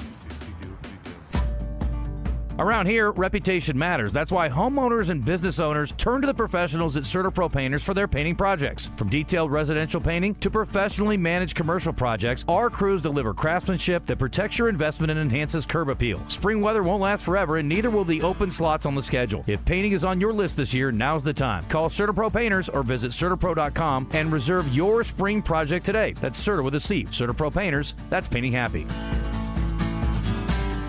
FanDuel, in partnership with Oakland Racing Casino Resort, is now available in Arkansas. FanDuel is giving you better payouts on same-game parlays all NBA playoffs long. With more ways to build and more value every time you play, you can stack your picks your way for every game, every matchup, and every moment. FanDuel in Arkansas has you covered. From spreads to player points to threes and more, build it all into one same-game parlay and go for the bigger payouts. So if you're betting same-game parlays this NBA postseason, bet them on FanDuel. FanDuel, in partnership with Oakland Racing Casino Resort. More options, better payouts, all NBA playoffs long. Head to FanDuel.com/Arkansas to get started. FanDuel, an official partner of the NBA and Oakland Racing Casino Resort. 21 plus and present in Arkansas. First online real money wager only. $5 first deposit required. Bonus issued as non-withdrawable bonus bets, which expire 7 days after receipt. Gambling problem? Call 1-800-GAMBLER.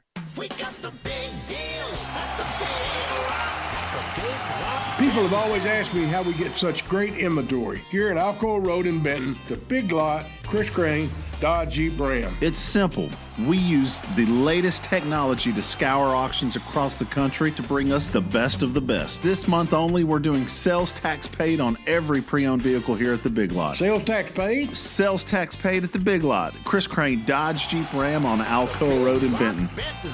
Out of Bounds on 103.7 The Buzz. Live from the TruService Credit Union studios. TruService Credit Union. Membership has its rewards with low-rate auto loans, competitive mortgages, and one of the lowest interest rate credit cards in the nation. TruService Credit Union. Online at TruService.net.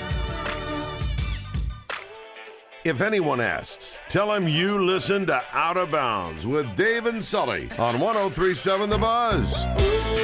We came on the night, don't worry about a thing. Don't worry about a thing. Don't worry about a thing. I know it'll be alright. Don't worry about a thing. Don't worry about a thing. Don't worry about a thing. I'll take you to the future. Forget about All right, back at it. Wrapping it up here at the Pulaski County Fair. Gates open today at 5 o'clock. $5 to get in. Kids 10 and under are free. Get your wristbands inside. You have the gates open today on Tuesday 5 to 10, Wednesday 5 to 10, Thursday 5 to 10, Friday it's 5 to 11, Saturday gates open at noon, close at 11, and Sunday, the final day, gates open at noon and close at 9. So a couple more, got 5 more opportunities to come out to the Pulaski County Fair. At the SEC tournament, it is over. Florida knocked off Vanderbilt, 8-3 is your final score. Hey, going in there inside the gates, did you see the camels? Yes. That's a pretty cool sight.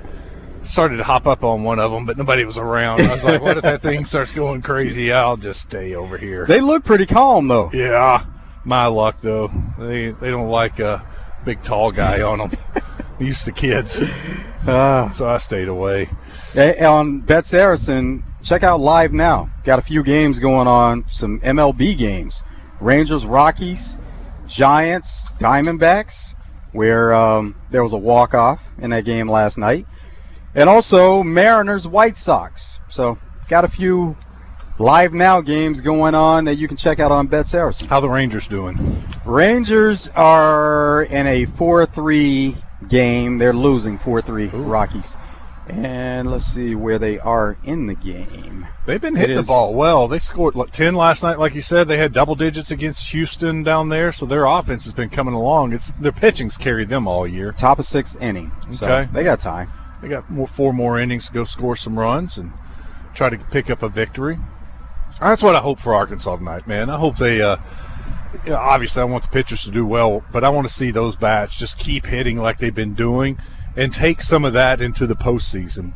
Because if Arkansas is going to win a regional, they're going to have to hit their way through a regional. I don't have the confidence. I'm sure Coach Van Horn does and Coach Hobbs does, that his pitchers are going to step up and have 3-4 good games, quality games to get them through a regional. But I think for them to move on to a super regional, they're going to have to hit on games 2 and 3, and they're going to be facing especially if they go out on the road, you're going to be facing the home team's best pitcher on Saturday. Yeah, their ace, and you're going to have it's going to be hard in my mind for them with Gackle and whoever in the bullpen coming in winning a 3-2 game.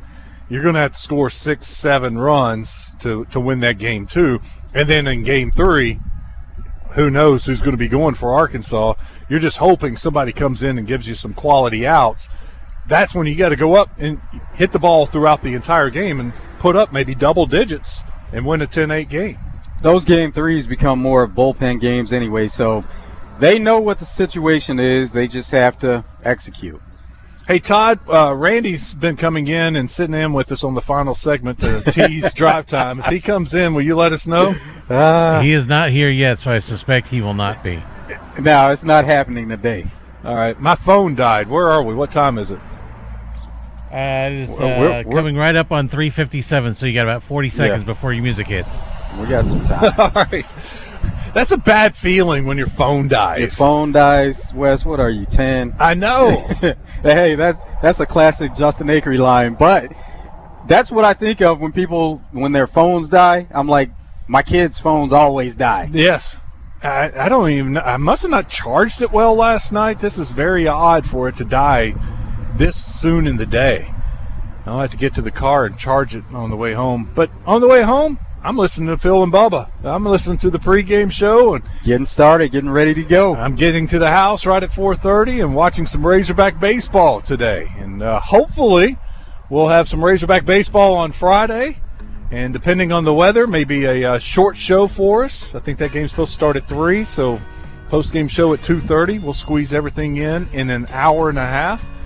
But tomorrow I'm going to be down in Hot Springs at the high school baseball state championships and softball state championships, and we'll keep an eye on those games and the other action at the SEC tournament. And I'm sure we'll talk some Oklahoma City, San Antonio. I'm excited for that game tonight. Oh, yeah. Kind of Should be another good one. Schedule works out. Baseball to NBA. Night's done. Oh, yeah. Just got to figure out what I'm going to eat tonight. All right, that's it. Come on out to the Pulaski County Fair. 5 more tries. 5 o'clock is when the gates open. That's it for tonight. Stick around, though. Drive Time Sports is next.